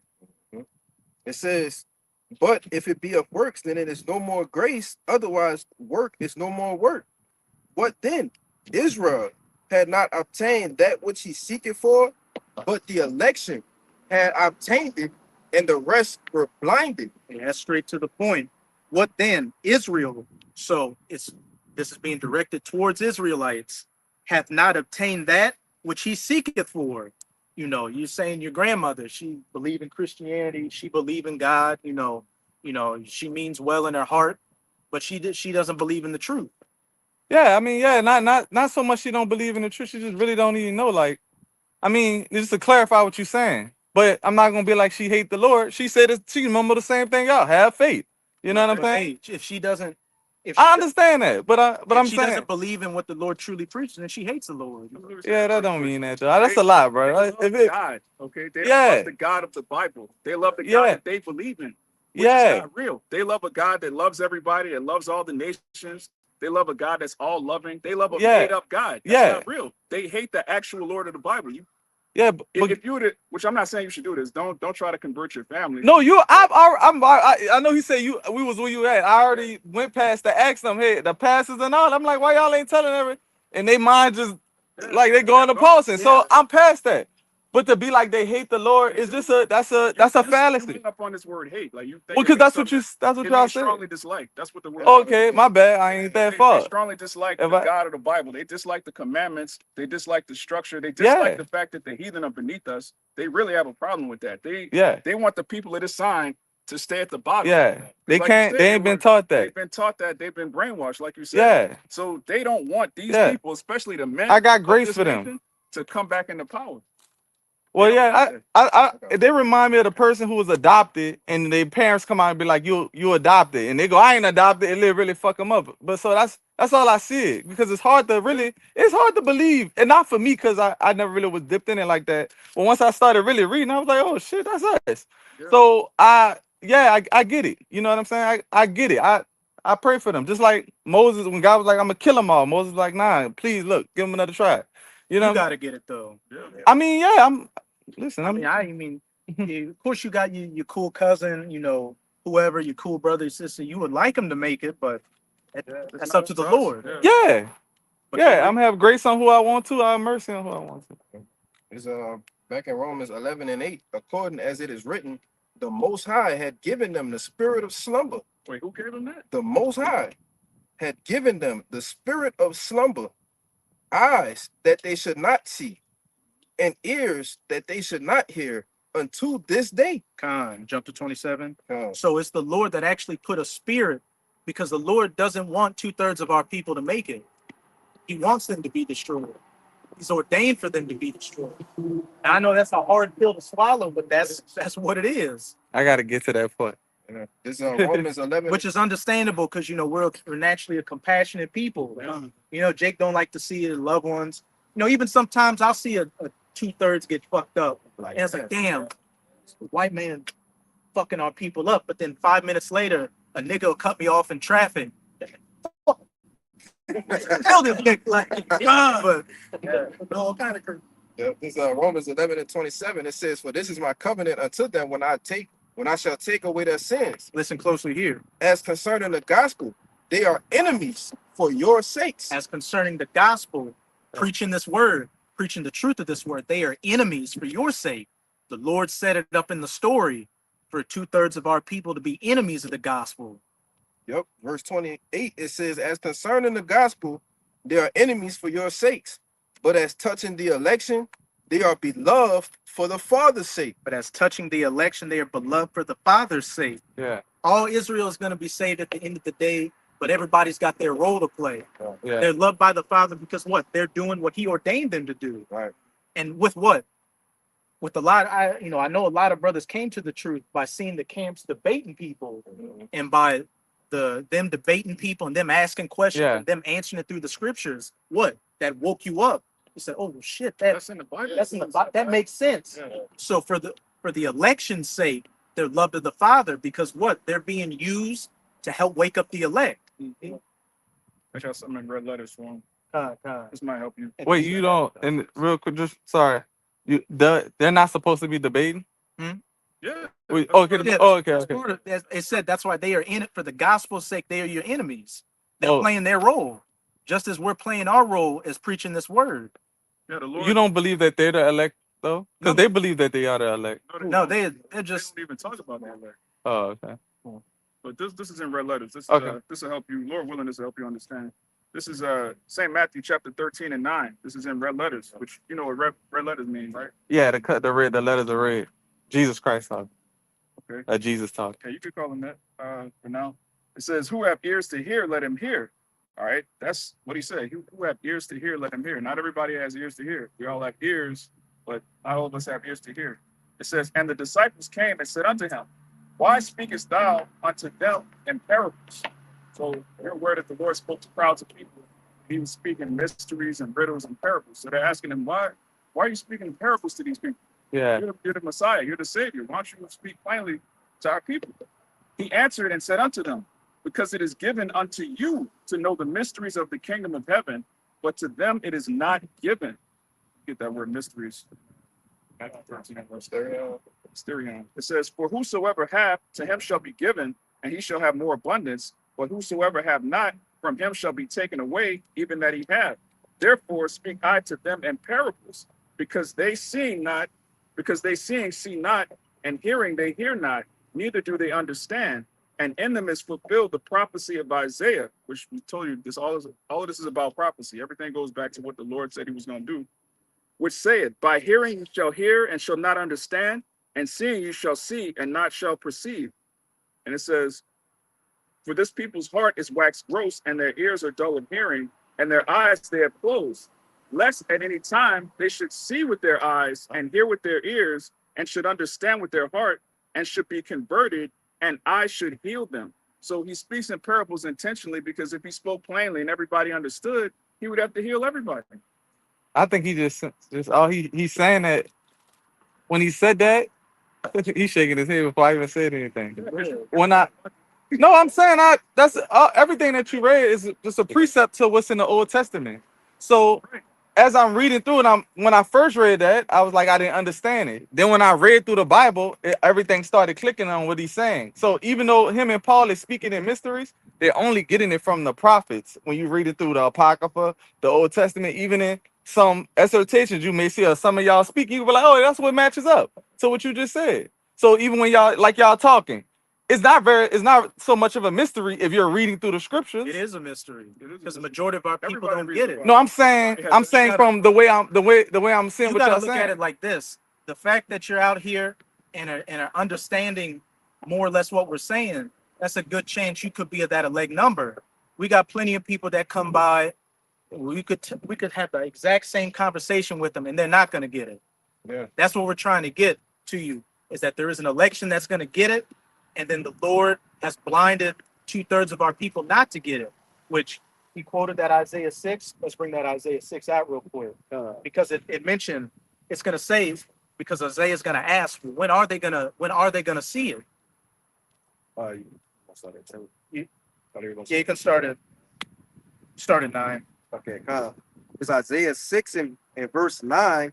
And he said, go and tell this people, hear ye indeed, but understand not, and see ye indeed, but perceive not.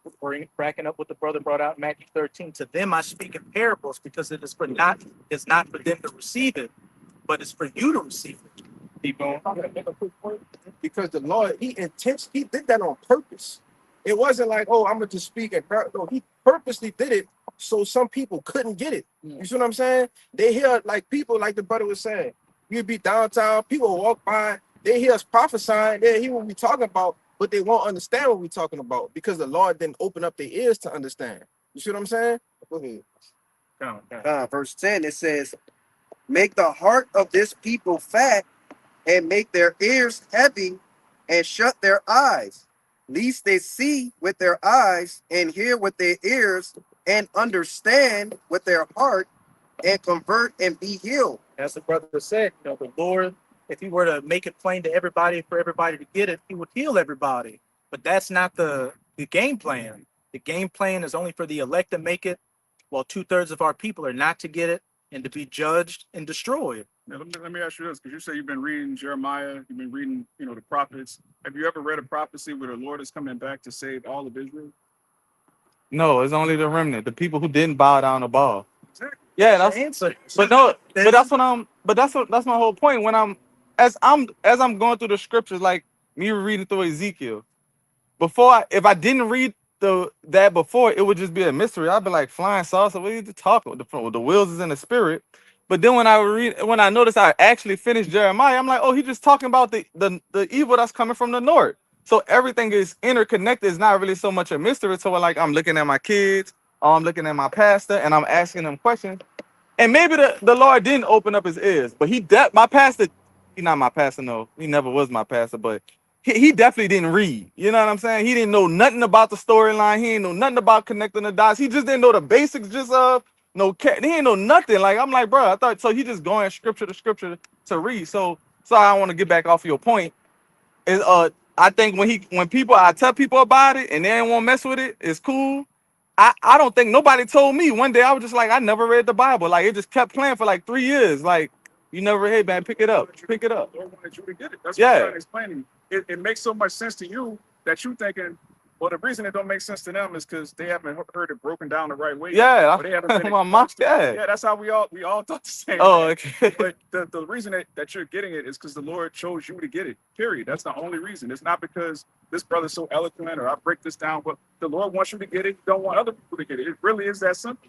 We could put it plainly, we could put it harshly, we could put it smoothly. And If there's a anything. group of people that's elected to get it, and everybody else is just not gonna get it. It don't Oh, matter. okay. Y'all didn't save me a lot of time with that one. Yeah, don't even worry about it. Because some of them are gonna wake up, but they're gonna wake up when all hell breaks loose and they realize, oh, the Bible is the truth. Like there's some people that are gonna wake up like that, but it's not for you to make yourself an enemy of your family members. Hey, put that pork down. You're gonna be just completely make an enemy. Like you're gonna be the crazy person in your family yeah. for no reason. Yeah, I'm already crazy. The person. Lord, he's not calling you to do that. Just work on yourself. Yeah. Just stay low key. You know, I'm not gonna say your name on camera. I'm just E. I'm just the cool guy. That's it. So, just an action on that question right quick. I do see it says well, I'm at. I think because I'm about to do Ezekiel. I'm about to do the kind of the good read and quote point to point. But one of them, where I was at, is he's telling Ezekiel, if you don't wake up your brother, if you don't tell him, then it's gonna be on you. The blood should be on you. Yes. That's what we're doing right. We were holding that earlier. And You got it. that's talking about to prophesy. That's not talking about you go to your family at Thanksgiving and be like, look, mom, we're not supposed to be the Israelites, we're from the tribe of Judah. We're not. They ain't with that. That's not talking. I'd rather take my not all the time, but at least one time and say, hey, look, y'all, Don't even. Right now, just concern yourself with coming out here and just bring a pen and a notepad next time and write down because we've been going over it a lot. Yeah, y'all ran through it. Y'all had some things I'm that saying this too. The more you get built up and your faith gets built and you start to change, people are gonna see that about you. You're not gonna have to tell them such and such. They're gonna see like, what man, you change different, man. You put off your trash, you don't eat this no more, you don't smoke this no more. Like they're gonna see a change in you. And they might just naturally start asking you questions. Yeah. You don't have to force it on them. This is not Jehovah's Witness. We're not knocking down doors. Hey, brother, did you know you're a Hebrew Israelite? No, the Lord set up this sacrifice for us to put up an altar. You know, according to Isaiah the 19th chapter, this is an altar right now, and the people that are meant to hear it are gonna hear it. Like you were meant to hear it. That's why you're here. And there's millions of Jakes in New Orleans that's not meant to hear it. It is what it is. Finish on that Isaiah. We'll get that word Syria. Yeah. Verse 11, it says, then said I, Lord, how long? How long until they wake up and hear the word? And he answered, until the cities be wasted without inhabitant, and the houses without man, and the land be utterly desolate. And as we started off with this camp, we were going into all the different judgments. We talked about desolate houses, dead bodies, famines, tea attacks, all that. What Isaiah is being told is, hey, they're going to get woken up after death by pain, after they're destroyed, and then they come back in the kingdom in their right mind. But right now, we're only here to preach to the elect for them to get it. We can preach, we might just, in that Ezekiel 3, when he is saying, go and preach to the people. Yeah, that's what we're out here doing. We're in the chief places of concourse. Wisdom is crying without, but only the elect are going to get it. We're preaching to everybody. Well, we'll get that Ezekiel just to explain it. We're preaching to everybody, but not everybody's going to get it. Only the elect, that remnant, is going to get it. But as it's going to say in Ezekiel, by us going out and preaching this word, it's going to get the blood off of our hands. That's right. This is Ezekiel 3:17. Son of man, I have made thee a watchman unto the house of Israel. Therefore hear the word at my mouth and give them warning from me. I made thee a watchman, standing upon our watch, going out to the chief places of concourse, the highways, the byways, the hedges. And then, we're live streaming so people from the comfort of their home can hear the word. And if it's, you got people that'll hear it and be like, oh, that's bullshit. Then you have some that'll see it and then they'll put in the comment boards, hey, I live in New Orleans or whatever. Where are y'all at? I want to inquire more. Keep going. Verse 18. When I say to the wicked, thou shalt surely die, and givest him not warning, nor speakest to warn the wicked from his wicked way, to save his life, the same wicked man shall die in his iniquity, but his blood will I require at thy hand. So if we don't preach the word, the judgments are still gonna come. The death, the destruction, the horror, but we're not gonna be saved because we didn't preach the word. We're gonna be destroyed along with them. Keep going. Verse 19. Yet if thou warn the wicked, and he turn not from his wickedness, nor from his wicked way, he shall die in his iniquity, but thou hast delivered thy soul. We'll stop right there. That's the key point right there. Yet if thou warn the wicked, and he turned not from his wickedness, showing that what? Not everybody that hears the word is going to get it. Some are going to hear the word and get it and, repent. A lot more are not going to get the word and not turn from their wickedness and continue being wicked. Let me just reset. Kind. And as I said, yet if thou warn the wicked and he turn not from his wickedness, nor from his wicked ways, he shall die in his iniquity, but thou hast delivered thy soul. So even if they don't get the word, as long as we stood upon our watch preaching the word, their blood is off our hands. But the key point is, not everybody's going to get it. Because as we've been going into, there's an elect, there's a remnant who the Lord ordained to get the word. But for the majority of our people, the Lord has made them spiritually blind to it. You go into it saying like they may not get it. Mhm. You go into it like say you're not just talking to people like on Saturdays. You probably all throughout your week talking to people. Fuck no. Oh no. I So don't tell anybody anything. This is me coming upon the watch to preach this word. Now the brother did make an example. The more you grow in the truth, I say this, further down the line, not tomorrow, not next week, not even next month. If you keep being diligent and coming out, and the more you grow in the spirit, as the brother was saying, people will see you change your ways, and they may inquire, "Oh, why are you doing this?" And then right. off of that, they may start changing their ways, or they may not. It's like, "Oh, he just in a cult. He don't eat pork. He just yeah." So they look at you. Mhm. But This is Ezekiel 3:7. But the house of Israel will not hearken unto thee, for they will not hearken unto me. For all the house of Israel are impudent and hard-hearted. That says they won't listen to you because they won't even listen to me. Our people, majority of them don't listen to the Most High at all. They go to church, they praise Jesus, and completely contradict the entire Bible. That's the God that they love. So, Yeah.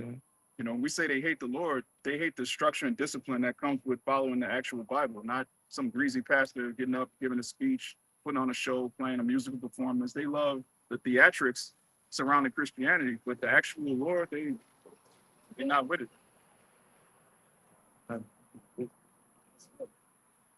Yeah. Yeah, that makes sense. Yeah. hey, so and with that, we hope you sincere Akim and Akwath were edified by another camp, which is very, very edifying in the spirit. Hey, the brother on the other side of the camera, he came out a couple of weeks ago. He's back here again, inquiring. So the doors of mercy are still open. So to those that are on the comment section, if you're understanding this word, hey, you better start making some moves, because as we started off with the camp, Yahweh Bahashem Yahweh Shai is about to come with great death and destruction. You don't want to be caught up in it. So before we get out of here, we're going to give all praises, glory, and infinite honors to Yahweh Bahashem Yahweh Shai Bahashem Barakadosh. Double honors to the apostles and elders of Great Millstone who rule and teach well, and peace and salutations to you sincere Akim out there, pushing this word in truth and sincerity to the four corners of the globe. May you brothers endure until the end. Abba Baba, Abba Baba, Abba Baba, Abba Baba, Abba Baba, Abba Baba, Kwam Yasharala, Shalom. That's my brother. Please, Israelite, say.